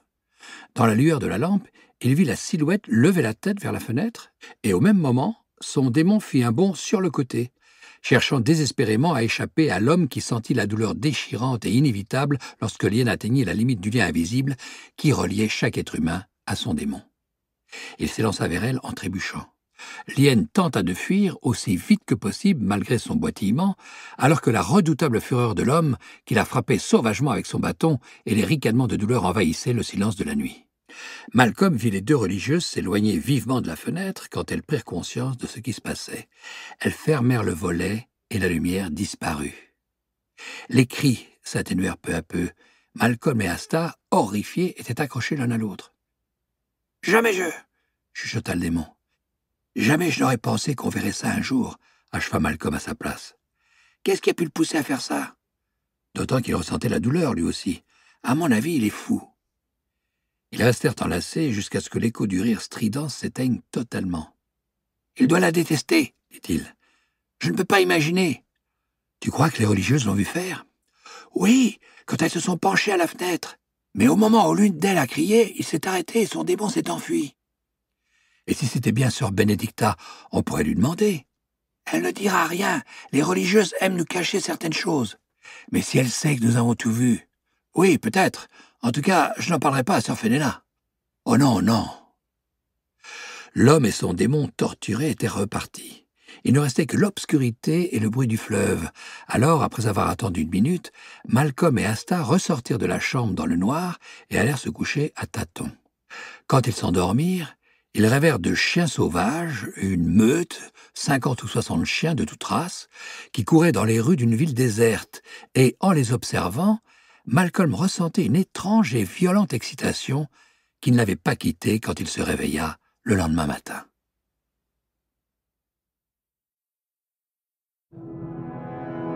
Chapitre 13. L'instrument de Bologne. Les instruments philosophiques du bureau de la météorologie, vénérés par certains habitués de la truite, méprisés par d'autres, exécutèrent leurs tâches habituelles et indiquèrent à leurs utilisateurs ce que ceux-ci auraient pu voir par eux-mêmes en regardant dehors. Le temps était beau et froid et le ciel dégagé jour et nuit. Aucun signe de pluie. Loin d'ici, trop loin pour qu'ils puissent s'en apercevoir au-dessus de l'Atlantique, le mauvais temps pouvait faire rage. La plus grande de toutes les dépressions pouvait se déchaîner et se diriger vers la Britannia pour provoquer la colossale inondation prédite par Coram van Texel. Il n'existait aucun instrument capable de le déceler, sauf peut-être un alétiomètre. Aussi, les habitants d'Oxford lurent les prévisions météo dans le journal, savourèrent les rayons du soleil pâle sur leur visage et commencèrent à retirer les sacs de sable qui protégeaient leur maison. Le courant du fleuve restait fort. Un chien tomba dans l'eau à Botley et fut emporté par un tourbillon avant que son maître puisse le sauver. Rien n'indiquait que le niveau de la Tamise avait baissé. Mais les rives tenaient bon et les routes restaient sèches, alors les gens pensèrent que le pire était passé. Hannah Relf demeura chez elle pour rédiger ses dernières découvertes sur les innombrables significations cachées du sablier, un des symboles de la léthiomètre. Elle avait grandement de quoi s'occuper avec les pages de notes qu'elle avait accumulées. Elle travailla d'arrache-pied toute la journée, et quand on frappa à sa porte en fin d'après-midi, ses pensées avaient commencé à dériver vers une bonne tasse de thé. Elle repoussa sa chaise, ravie de cette interruption, et descendit pour ouvrir. « Malcolm, qu'est-ce que tu... »« Entre, entre. »« Je sais que c'est pas mon jour de visite, » dit le garçon en frissonnant, « mais j'ai pensé que c'était important. »« J'allais justement faire du thé, tu tombes bien. Je suis venu directement après l'école. Allons dans le salon, je vais allumer un feu. Il fait froid. » Elle avait travaillé en haut, avec une couverture sur les genoux et un petit poêle à naphte à ses pieds, et n'avait donc pas allumé de feu dans la cheminée du salon de toute la journée. Il faisait une température glaciale. Malcolm resta planté sur le tapis, l'air gêné, pendant que Hannah rassemblait des feuilles de papier journal et du petit bois avant de gratter une allumette. « Il fallait que je vienne parce que... »« Attends, le thé d'abord. À moins que tu préfères un chocolat ? Je ne vais pas rester, je suis juste venu pour vous avertir. »« M'avertir ? C'est cet homme, un gitan. Viens donc dans la cuisine. Je ne veux pas que tu repartes sans avoir bu une boisson chaude. Il fait trop froid dehors. Tu pourras m'avertir pendant que je la prépare. » Hannah fit du thé pour tous les deux, et Malcolm lui parla de M. Van Texel, du canoë et de la menace d'inondation. « Je croyais que le temps s'améliorait, dit-elle. »« Non, cet homme sait. Les gitans connaissent tous les fleuves, tous les canaux, et ils connaissent l'état des barrages jusqu'à Gloucester. L'inondation se prépare, et ce sera la plus grande depuis très longtemps. Il a dit que quelque chose avait été dérangé dans l'eau et le ciel, mais que personne ne pourrait s'en apercevoir à part ceux qui savent lire les signes. Et cela m'a fait penser à vous et à la léthiomètre. Alors, je me suis dit que je vais venir vous prévenir, à cause de ça et de tous ces livres aussi. Je pourrais peut-être vous aider à les transporter à l'étage. »« C'est gentil, Malcolm, mais pas maintenant. As-tu parlé à quelqu'un d'autre de cette mise en garde du gitan ? »« À mon père et à ma mère. Oh, cet homme, le gitan, il m'a dit qu'il vous connaissait. »« Comment s'appelle-t-il ? »« Coram Van Texel. Il m'a chargé de vous dire juste une chose. Oakley Street, pour que vous sachiez qu'il dit vrai. »« Bon sang ! Où se trouve Oakley Street ? Je ne connais pas de rue qui porte ce nom à Oxford. »« Ce n'est pas Oxford. Ça signifie... C'est une sorte de mot de passe. A-t-il dit autre chose ? Viens, il faut entretenir le feu. Prends ta tasse. » Quand il fut assis devant le feu le plus près possible, Malcolm parla de Gérard Bonneville et de ce qu'il avait vu dans le jardin du prieuré, de la fenêtre d'une des chambres de l'auberge. Hannah l'écouta d'un air hébété. « Gérard Bonneville, dit-elle, comme c'est étrange. J'ai entendu ce nom pas plus tard qu'hier. J'ai dîné au collège et bavardé avec un de nos invités, un avocat. Apparemment, Bonneville vient de sortir de prison après avoir été condamné pour agression, ou coups et blessures, je ne sais plus. Bref, cette histoire a fait grand bruit car le principal témoin à charge était Madame Coulter, la mère de Lyra exactement. Sur le banc des accusés, Bonneville a juré de se venger. « Lyra » s'exclama aussitôt Malcolm. « Il veut faire du mal à Lyra ou l'enlever ?»« Ça ne m'étonnerait pas, il m'a l'air fou. Il a affirmé à Alice qu'il était le père de Lyra. » « Qui est Alice ?»« Oh, je me souviens. Il a vraiment dit ça ? Je vais aller prévenir les religieuses dès ce soir. Il faut qu'elles s'occupent de ce volet. J'aiderai M. Taphouse. » Avait-il l'intention de grimper jusqu'à la fenêtre ? Avait-il une échelle ? On n'a pas vu. Mais ce serait logique. Des volets, ça ne suffit pas, dit Hannah en tisonnant le feu. Ah, si seulement on pouvait faire confiance à la police. Je préviendrai quand même les religieuses. Sœur Benedicta est capable de protéger Lyra contre tous les dangers. Dites, professeur Relf, vous avez déjà entendu parler de quelqu'un qui frappait son propre démon ? Un être saint d'esprit ? Non. Du coup, on a pensé que c'était peut-être lui qui lui avait mutilé la patte. Oui, je comprends. Quelle horreur ! Ils contemplèrent le feu en silence, puis Malcolm dit « Je suis sûr que M. Van Texel a raison au sujet de l'inondation, même si pour l'instant on n'a pas cette impression. Je vais me préparer. En commençant par les livres, comme tu le suggères. S'il le faut, je vivrai à l'étage, jusqu'à ce que le niveau de l'eau redescende. Et le prieuré? J'irai les avertir, elles aussi. Mais si je leur dis Oakley Street, elles ne comprendront pas. Non, à toi de te montrer convaincant. En fait, tu ne dois pas prononcer ces mots devant quelqu'un d'autre. Il m'a dit la même chose. Alors n'oublie pas. Vous l'avez déjà rencontré, M. Van Texel? Non, jamais. Sur ce, Malcolm, si tu as fini ton thé, je vais devoir te demander de partir. Je sors ce soir. Merci pour l'avertissement. Je le prendrai très au sérieux. Merci pour le thé. Je viendrai samedi comme d'habitude. Anna se demandait si Malcolm avait raconté à ses parents qu'il avait vu cet homme et son démon devant le prieuré. C'était le genre de choses qui pouvait inquiéter un enfant sensible, et elle voyait que ce spectacle l'avait affectée. Elle avait envie d'en savoir plus, surtout au sujet de ce gitan qui connaissait l'existence d'Oakley Street. Serait-il lui-même un agent? Ce n'était pas inconcevable. Un parfum de mystère flottait autour de son rendez-vous de ce soir. Elle ne savait pas où elle allait.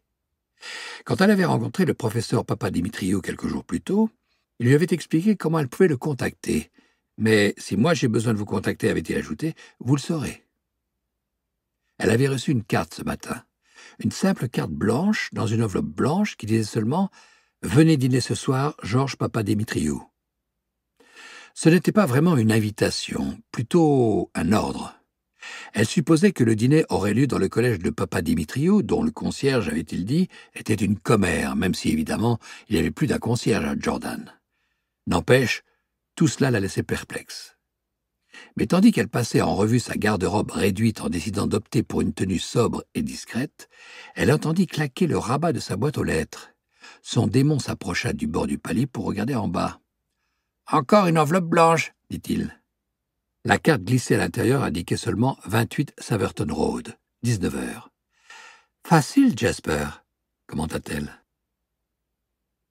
À 19h01, après une petite marche dans le froid vif, Anna sonna à la porte d'une villa cossue, située un peu à l'écart de Jéricho, au nord, presque invisible de la rue derrière les buissons et les arbres touffus du jardin. S'agissait-il de la maison de Papadimitriou, se demandait-elle. Il serait intéressant de voir comment vivait ce personnage énigmatique. Et qui d'autre serait là ce soir?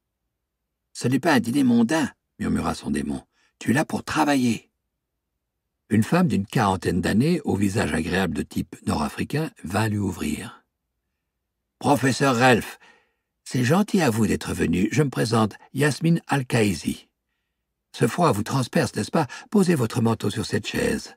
Venez. » 4 personnes se trouvaient déjà dans le salon où régnait une douce chaleur, parmi lesquelles le professeur Papadimitriou, qui semblait mener les opérations, comme toujours. C'était une vaste pièce au plafond bas, éclairée par quelques lampes à naphte posées sur de petites tables et 2 ou 3 lampadaires en barrique, standards, installés à côté des fauteuils.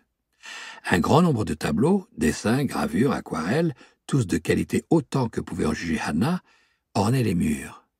Le mobilier, ni ancien ni moderne, paraissait très confortable. Papadimitriou s'avança dans cette atmosphère chaleureuse pour lui serrer la main. « Avant toute chose, dit-il, laissez-moi vous présenter nos hôtes, le professeur Adnan Al-Kaizi et Madame Yasmine Al-Kaizi. » Anna sourit à la femme qui lui avait ouvert la porte et se tenait maintenant à côté d'une table servant de bar et échangea une poignée de main avec l'homme. Il était grand, mince, brun, avec des yeux pétillants, une fine moustache noire et un démon qui ressemblait à un fennec. « Et voici Lord Nugent, poursuivit Papadimitriou. Madame, messieurs, je vous présente le professeur Hannah Relf. » Anna n'avait jamais vu ces gens, mais Malcolm aurait reconnu les 3 hommes qui étaient venus à l'auberge et l'avaient questionné sur le prieuré. « Que voulez-vous boire, professeur Relf » demanda Yasmine Al-Kaizi. « Un verre de vin, s'il vous plaît, blanc de préférence. »« Nous allons bientôt dîner, » déclara Papadimitriou. « Je ne veux pas perdre de temps. Anna, je vous présente Oakley Street. Lord Nugent en est le directeur et Adnan est son adjoint. Tout le monde ici fait partie d'Oakley Street et sait qui vous êtes. Nous venons vous faire part d'une situation compliquée et vous demander ensuite de faire quelque chose. »« Très bien, dans ce cas, je vous écouterai avec la plus grande attention. »« Si nous passions à table, » suggéra le professeur Al-Kaizi. « Ainsi, nous pourrons discuter sans être obligés de nous interrompre pour nous déplacer. »« Excellente idée, » approuva Papadimitriou. « Par ici, dit Al-Khaïzi, et les fit pénétrer dans une salle à manger, plus petite. Sur la table étaient disposées des assiettes de viande froide et des salades, afin que nul ne soit obligé de se lever pour se rendre à la cuisine. « Je sais qu'il fait froid dehors, » dit Madame Al-Khaïzi, « mais ce sera plus rapide, d'autant que certains ont un train à prendre. Je vous en prie, servez-vous. »« Je suggère, » dit Papa Dimitriou, « que Lord Nugent s'exprime en premier. Anna, vous n'ignorez pas, je suppose, qu'il a été Lord Chancelier. »« Mais je suis ici en tant que directeur d'Oakley Street, » précisa Lord Nugent. C'était un homme grand, très mince, doté d'une voix étonnamment grave. Son démon lémurien bondit sur une chaise inoccupée, tandis qu'il continuait. « Professeur Relf, nous nous fions à vos interprétations de la léthiomètre depuis environ 2 ans maintenant. Et nous vous en sommes reconnaissants. Vous aurez compris que d'autres aléthiométristes travaillent pour nous. »« Non, je l'ignorais, » avoua Anna. « À vrai dire, beaucoup de choses m'échappent. » Des lecteurs d'Uppsala et de Bologne nous ont fourni eux aussi leurs conseils de spécialistes. L'instrument de Genève est entre les mains du magisterium et les gens de Paris soutiennent sa cause. L'aléthiomètre d'Oxford est le seul autre exemplaire dont nous connaissons l'existence. Puisque nous sommes entre nous, dit Anna, puis-je vous poser cette question? Y a-t-il un autre agent d'Oakley Street parmi les lecteurs d'Oxford? Non.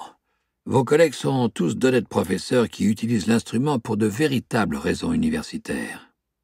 À moins que l'un d'eux soit un agent du magisterium, souligna Yasmine Al-Khaïzi. Elle ne souriait pas, mais Lord Nugent si. Oui, bien sûr, dit-il. Jusqu'à présent, une sorte d'équilibre a toujours prévalu, mais la semaine dernière, la lectrice de Bologne a été assassinée et on lui a volé son aléthiomètre. Nous pouvons supposer qu'il aurait vite pris la direction de Genève. Aurait? Un de nos agents, vif d'esprit, a réussi à neutraliser le meurtrier et à récupérer l'instrument. Il se trouve dans cette caisse sous la lampe. Anna se retourna. Sur une petite table était posée une caisse en bois cabossée dont les dimensions correspondaient à l'instrument qu'elle connaissait. Elle brûlait d'envie de se lever pour l'examiner, et Papa Dimitriou le sentit. « Vous le verrez après le dîner, » dit-il. « À première vue, il n'a pas souffert de ses aventures, mais vous pourrez nous le confirmer. » Anna avait la gorge serrée. Ne faisant pas confiance à sa voix, elle préféra boire une gorgée de vin et reporter son attention sur Lord Nugent. « Ce que nous attendons de vous, professeur Elf, c'est que vous acceptiez notre proposition. Mais celle-ci a un coût et peut-être souhaiterez-vous y réfléchir. Bien entendu, nous répondrons à toutes les questions que vous vous posez. Alors voici. Nous aimerions que vous mettiez de côté votre travail universitaire afin de vous consacrer à la lecture de l'aléthiomètre à plein temps pour nous. Vous utiliseriez cet instrument que nous vous confierions, sans que personne d'autre le sache, évidemment. À vous de nous dire quel problème cela pourrait vous causer, et la décision vous revient, cela va sans dire. Mais en attendant, je vais demander à Adnan de replacer les choses dans leur contexte. Avant cela, dit Anna, j'aimerais poser une question. Peut-être alliez-vous y répondre, mais tant pis. Lord Nugent a évoqué le magisterium d'une manière qui le désigne clairement comme l'ennemi, et je sais que le Conseil de discipline consistoriale s'est rendu coupable de plusieurs actions hostiles, dirons-nous, comme le meurtre de ce pauvre homme qui était mon contact. Par ailleurs, il existe une organisation scandaleuse, la Ligue de Saint-Alexander, qui empoisonne les relations entre les élèves et leurs professeurs dans divers établissements. Je suppose que toutes ces instances sont liées et je me réjouis de les combattre. Mais qui sommes-nous? De quoi fait partie Oakley Street? Quelle cause ai-je soutenue en œuvrant pour Oakley Street? Ainsi formulé, cela paraît terriblement naïf et stupide, mais je travaille à l'aveuglette depuis plusieurs années. En supposant que je sois dans le bon camp, comment peut-on être aussi ignorant? Je ne sais pas, mais c'est mon cas. J'espère que vous allez m'éclairer, professeur Al-Khaïzi. Je vais faire de mon mieux. Son démon, le Fennec, alla se placer de l'autre côté de sa chaise, d'où il pouvait voir Anna, et s'assit délicatement. Oakley Street, expliqua Al-Khaïzi, est une agence secrète du gouvernement. Nous avons été créés afin de contrer le travail de ces organisations dont vous avez parlé et de plusieurs autres. Nous avons vu le jour en 1933, juste avant la guerre de Suisse, lorsque la Britannia était sur le point d'être vaincue par les forces armées du magisterium. Heureusement, il n'en fut rien, et nous devons en grande partie notre survie au Bureau des enquêtes spéciales, devenu plus tard de manière informelle, Oakley Street.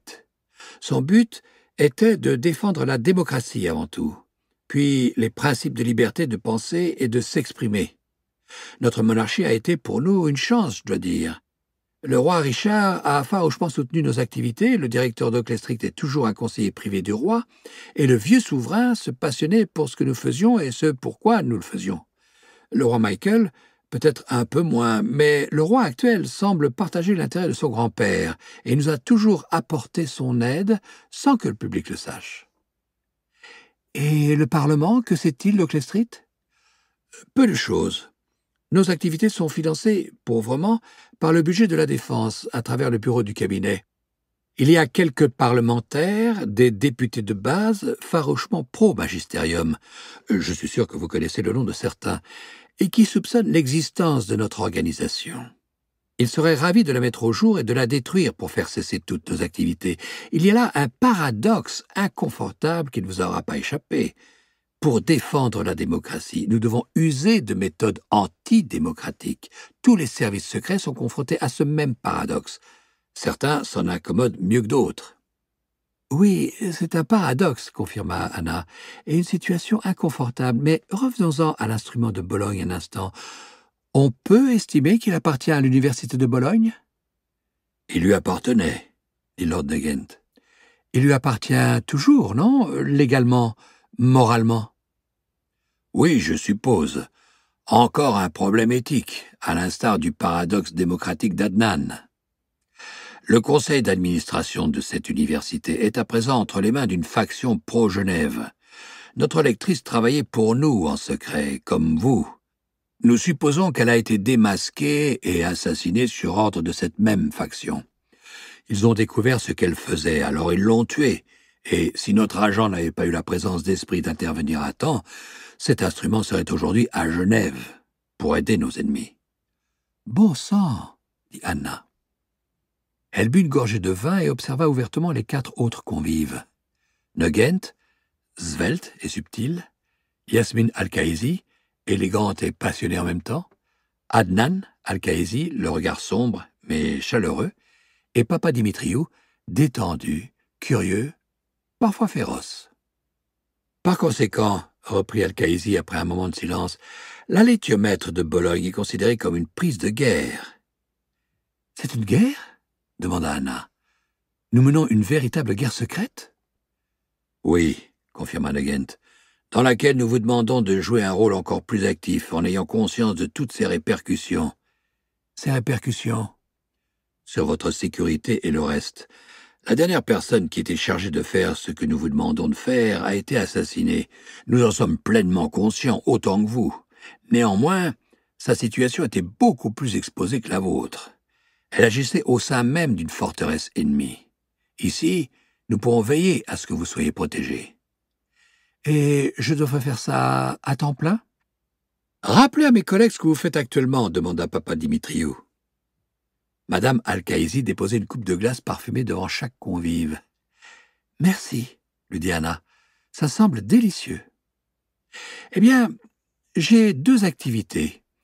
Durant le peu de temps dont je dispose pour consulter la laitiomètre de la bibliothèque Baudelaire, je suis censé explorer, comme mes collègues, le vaste champ de signification d'un des symboles de l'instrument.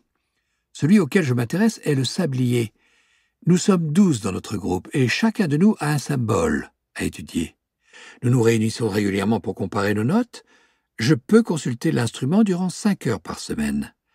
Voilà pour mon travail apparent, dirais-je. Officiel. Mais, comme vous le savez, je travaille également pour Oakley Street. Quand vous m'adressez une question précise, j'essaie d'y répondre en y consacrant une partie de mes 5 heures. Problème, si je ne progresse pas dans mes recherches officielles, on me priera de quitter le groupe et de laisser la laitiomètre à quelqu'un d'autre. De fait, je suis une des plus lentes à cause du travail que j'effectue pour vous. Et c'est énervant. Certainement, dit Al-Khaïzi. Mais dans ce cas, puisque vos collègues savent que vous êtes lente, ils ne seraient pas surpris si de vous-même vous renonciez à vos travaux sur la laitiomètre de la Baudelaire. En expliquant que c'est trop difficile, vous voulez dire? Anna lâcha sa petite cuillère à côté de sa coupe. Oui, ce serait possible. Quant à l'humiliation, je pourrais sans doute m'en remettre, mais je dois penser à ma carrière. Elle reprit sa cuillère, puis la lâcha de nouveau. Elle regarda papa Dimitriou. « Professeur, vous savez ce que ça signifierait » s'exclama-t-elle. Et Jesper se hérissa pour exprimer l'indignation de Anna. « Vous me demandez de reprendre le poste d'une personne qui en est morte. En même temps, vous voudriez que je saborde ma carrière en abandonnant un travail de recherche sous prétexte que je trouve ça trop difficile pour moi. Tout cela est insensé, non ?» Papa Dimitriou écarta la coupe de glace à laquelle il n'avait pas touché. « En effet, considéra-t-il, la guerre demande à beaucoup de gens de faire des choses insensées, et comme nous l'avons dit, nous sommes en guerre. Et vous seul pouvez remplir cette mission, Anna. Je connais tous les membres de votre groupe d'études de la lithiomètre. Je peux vous l'avouer, j'ai épluché tous vos rapports. Vos collègues sont appliqués, instruits et habiles, mais vous seul savez explorer les symboles avec perspicacité. Alors, vous êtes peut-être la plus lente, mais vous êtes également la meilleure, et de loin. Ne vous inquiétez pas pour votre carrière. » Évidemment, Anna se sentit honteuse. Ne sachant pas quoi dire, elle mangea un peu de glace. « Concernant les risques courus, dit Lord Nugent, je ne les nierai pas. Si certaines personnes découvrent ce que vous faites, et surtout que vous êtes en possession de la lithiomètre de Bologne, vous serez en danger. Je veillerai à ce que quelqu'un vous surveille. Nous surveillions la lectrice de Bologne, ce qui nous a permis de régler le problème aussi rapidement. Trop tard, évidemment, mais là-bas, nous étions sous pression. Ici, ce ne sera pas le cas. Vous ne verrez pas cette protection, et pourtant, elle sera là. De plus, vous aurez le sentiment d'œuvrer pour la victoire dans cette guerre secrète. Vous connaissez l'ennemi, vous savez donc ce que nous combattons. Pensez à l'enjeu, le droit de s'exprimer, de penser librement, d'effectuer des recherches dans n'importe quel domaine. Tout cela disparaîtrait. Voilà un combat qui mérite d'être mené, vous n'êtes pas d'accord ? Bien sûr que si, répondit Anna farouchement. Pas la peine de me convaincre d'une telle évidence. Comment ne serais-je pas de cet avis ? Elle repoussa sa coupe de glace. Nous n'en doutons pas, dit Lord Nugent. Et nous savons que nous vous plaçons dans une situation très inconfortable. Si nous finissions ce délicieux dessert, ensuite vous pourrez examiner l'instrument de Bologne. J'ai hâte de savoir ce que vous en pensez. Combien existe-t-il d'un lithiomètre demanda Yasmin Al-Khaïzi. Je devrais sans doute le savoir, mais je l'ignore. Papa Dimitriou répondit à la place de Anna, qui avait repris sa glace pour en manger une cuillerée. 5, à notre connaissance. Des rumeurs parlent d'un 6e, mais qu'est-ce qui nous empêche d'en fabriquer un ? Anna pourrait vous l'expliquer mieux que moi, mais je crois que c'est une question d'alliage dont sont faites les aiguilles. De plus, l'instrument lui-même n'est pas tout. Chacun forme une unité avec son lecteur. Ils ne sont pas complets l'un sans l'autre. C'est un des mystères que nous devons résoudre, ajouta Al-Khaïzi. Lord Nugent se leva de table pour aller chercher la petite caisse en bois cabossé. On aurait dit du bois de rose. Sur le dessus étaient peintes des armoiries à moitié effacées. Anna souleva le couvercle et observa attentivement le lithiomètre avant de le sortir de son nid de velours bordeaux pour le déposer sur la nappe blanche. Il était plus épais que celui de la Baudelaire, mais le cadre en or, pareillement usé à force de manipulation, brillait du même éclat dans la lumière de la lampe. Les 36 symboles disposés autour du cadran étaient représentés de manière plus simple, en noir sur de l'émail blanc, et non pas en couleur sur de l'ivoire, comme ceux de l'instrument de la Baudelaire. Ils semblaient moins décoratifs, plus fondamentaux. Derrière les aiguilles, un soleil éclatant, gravé, occupait le centre du cadran. Anna sentit ses mains être attirées vers l'instrument comme par le visage d'un amoureux. La lithiomètre de la Baudelaire était superbe, très ornementée, et elle éprouvait pour lui un immense respect, teinté d'émerveillement. Celui-ci était plus austère, mais il lui convenait sans qu'elle puisse dire pourquoi. Il s'adaptait parfaitement à ses mains, comme si c'était elle qui avait poli le cadre en or au fil des siècles et rodé les rouages. Dès qu'elle entra en contact avec l'objet, elle ressentit le besoin de s'isoler avec lui, de passer des heures et des jours en sa compagnie, et de ne jamais s'en trouver éloignée de plus d'1 mètre. Elle laissa son esprit dériver vers cet état de concentration détendue qui lui permettait de percevoir les 10 ou 12 couches de sens sous chaque symbole, et pointa la première aiguille sur le bébé dont une des fonctions était de représenter la personne qui interrogeait l'instrument. La deuxième, elle l'orienta vers la ruche, symbole ici du travail productif. Enfin, pour la 3e aiguille, elle choisit la pomme, en se focalisant mentalement sur le niveau de signification correspondant à une question élémentaire d'ordre général. Avec l'aide des livres, elle aurait pu formuler une question plus précise, mais elle devait faire avec les moyens du bord. Devait-elle accepter ce défi ou pas ? Immédiatement, l'aiguille grise se mit à tournoyer. Anna compta 6 tours avant qu'elle s'arrête fermement sur la marionnette. Le 6e niveau d'interprétation du symbole de la marionnette, pour une simple lecture comme celle-ci, était synonyme d'affirmation. Oui, elle devait accepter. Elle leva la tête, inspira profondément et battit des paupières en émergeant de son léger état de transe. Tous la regardaient. « Je le ferai », déclara-t-elle. Le soulagement et la joie étaient perceptibles sur les visages qui l'entouraient. Papa Dimitriou lui-même souriait comme un enfant qui reçoit un cadeau. Ce que Anna ne leur dit pas, c'était que ses mains, en se posant sur cet instrument, avaient éprouvé immédiatement une familiarité, une aisance qu'elle n'avait jamais connue avec la laitiomètre d'Oxford. Mais presque au même moment, elle vit surgir le problème. Sauf que... « Quoi donc ?» demanda papa Dimitriou. « Je peux déchiffrer la laitiomètre de la bibliothèque Bodley uniquement parce qu'elle possède tous les livres qui traitent des niveaux d'interprétation les plus profonds des symboles. De mémoire, je peux explorer une 12aine de niveaux, pas plus. Si je quitte le groupe de recherche, je ne pourrai plus utiliser ces livres sans dévoiler que j'ai accès à un autre laitiomètre. Et sans ces livres, je ne vous serai d'aucune utilité. » Tout le monde se tourna vers papa Dimitriou. Une odeur de café flottait jusqu'à eux. Le professeur dit « À première vue, cela pose un problème. Mais il est plus facile de reproduire un livre qu'un laitiomètre. Je m'engage à vous procurer tous ceux dont vous aurez besoin. » Si jamais on apprend que vous êtes en quête de ce genre d'ouvrage, les gens vont vite faire le rapprochement, dit Al-Khaïzi. Un laitiomètre qui disparaît, un érudit qui cherche à acquérir certains ouvrages.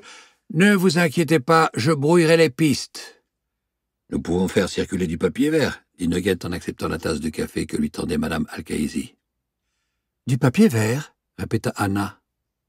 Des fausses rumeurs. Dans les premiers temps d'Oakley Street, les projets de désinformation étaient souvent rédigés sur des feuilles de papier vert. Nous continuons à utiliser cette expression. Nous pourrions laisser entendre que nous avons découvert le seul instrument manquant, ou que nous avons réussi à en fabriquer un autre, ou même plusieurs. Le papier vert est parfois très utile. « Je vois, » dit Anna. « Puis-je redevenir terre à terre ?»« Allez-y. »« J'aurais besoin d'un revenu. Je pourrais recommencer à enseigner, bien sûr, mais cela me laisserait toujours peu de temps à consacrer à Oakley Street. »« Je m'en occupe, » déclara Lord Nugent. « Un vieil oncle que vous ne connaissiez pas très bien, un héritage, quelque chose comme ça. Nous ne roulons pas sur l'or, mais nous pouvons vous éviter de mourir de faim. »« J'espère. » Anna s'aperçut que ses mains n'avaient pas lâché la laitiomètre depuis qu'elle l'avait touchée pour la première fois. Un peu honteuse, elle s'en détacha pour prendre sa tasse de café. Yasmine Al-Khaïzi intervint. « Puisque nous évoquons les questions pratiques, continuons. Avez-vous un coffre-fort chez vous ?»« Non, » répondit Anna sans parvenir à réprimer totalement une pointe d'amusement. « Je n'ai aucun objet de valeur. »« Maintenant, si. Nous allons vous faire livrer un appareil domestique, une nouvelle chaudière, par exemple, dans 2 ou 3 jours. Mais ce ne sera pas une chaudière, ce sera un coffre-fort. S'il vous plaît, pensez à y déposer la laitiomètre quand vous ne l'utilisez pas. » Bien sûr. Elle pensa, mieux vaut l'installer à l'étage en cas d'inondation, ce qui lui rappela la mise en garde rapportée par Malcolm, et elle demanda « Lord Nugent, y a-t-il parmi les agents d'Oakley Street un certain Coram Van Texel ?»« Non. »« Intéressant, se dit-elle. Quelqu'un ment et je penche pour Nugent. J'interrogerai la laitiomètre. » Elle poursuivit. « Ou un certain Gérard Bonneville est-il impliqué dans cette histoire ?» Bonneville, le théologien expérimental? C'est un scientifique? Je l'ignorais. Son démon est une hyène à qui il manque une patte. Il a conduit des recherches consacrées à Rousakoff. La poussière, ce genre de choses. Puis il a perdu la raison. Et il a été envoyé en prison pour agression sexuelle, je crois. Comment l'avez-vous rencontré? Apparemment, il était à Oxford. Et s'est rendu à l'auberge du père de Malcolm. C'est lui qui m'en a parlé l'autre jour. Encore une chose, comment ferons-nous pour nous contacter? Comme avant? Non, dit papa Dimitriou. Vous et moi, nous devons convenir de nous retrouver régulièrement. Disons que, en tant qu'universitaire nouvellement détaché, vous avez sollicité mes conseils pour un livre que vous voulez écrire, et donc nous nous rencontrons pour parler de vos recherches, quelque chose comme ça. Que faites-vous vendredi après-midi? Normalement, je serai chez moi en train de travailler. Venez à Jordan, à 15 heures. Très bien. Nugent intervint. « Je me dis que vous pourriez peut-être commencer dès maintenant. Oui, si vous voulez, répondit Anna. Maintenant que j'ai cet instrument. Il s'agit de cet enfant hébergé au prieuré. Pour une raison qui nous échappe, il a énormément d'importance aux yeux de nos ennemis. Pouvez-vous interroger la laitiomètre sur des sujets d'ordre général ou bien faut-il poser des questions précises? Les deux, mais plus la question est précise, plus ça prend du temps. Restez vague alors. Nous avons absolument besoin de savoir pourquoi cet enfant est si important. Si vous pouviez formuler une question qui nous apporte une réponse, cela nous serait très utile. Je ferai de mon mieux. Dernière chose, ajouta Nugent. Votre jeune ami, le garçon de l'auberge, Matthew, c'est ça? Malcolm. Malcolm Polstead. Malcolm. Pas question de le mettre en danger, mais il pourrait nous apporter une aide précieuse à bien des égards. Restez en contact avec lui. Confiez-lui certaines choses si vous pensez qu'il peut tenir sa langue et essayez d'en apprendre le plus possible. Un événement s'était produit. L'atmosphère de la pièce avait changé de manière soudaine. Il flottait un parfum de... Ça lui échappait. Elle sentait que tous les autres connaissaient un secret qu'elle ignorait. Et il n'osait plus la regarder. Il ne pourrait pas s'agir des paroles de Lord Nugent, qui semblaient inoffensives, à moins que leur signification lui ait échappé. Finalement, les convives se levèrent de table, récupérèrent leurs manteaux, se saluèrent. Anna rangea la boîte en bois de rose que contenait la laitiomètre dans un cabas en coton et rentra chez elle. « Qu'est-ce qui s'est passé, Jasper ?» demanda-t-elle lorsqu'ils tournèrent dans Woodstock Road. « Il savait qu'il y avait un sous-entendu dans les paroles de Lord Nugent, et ça leur a pas plu. »« Oui, ça j'avais compris. Je me demande ce que c'est. »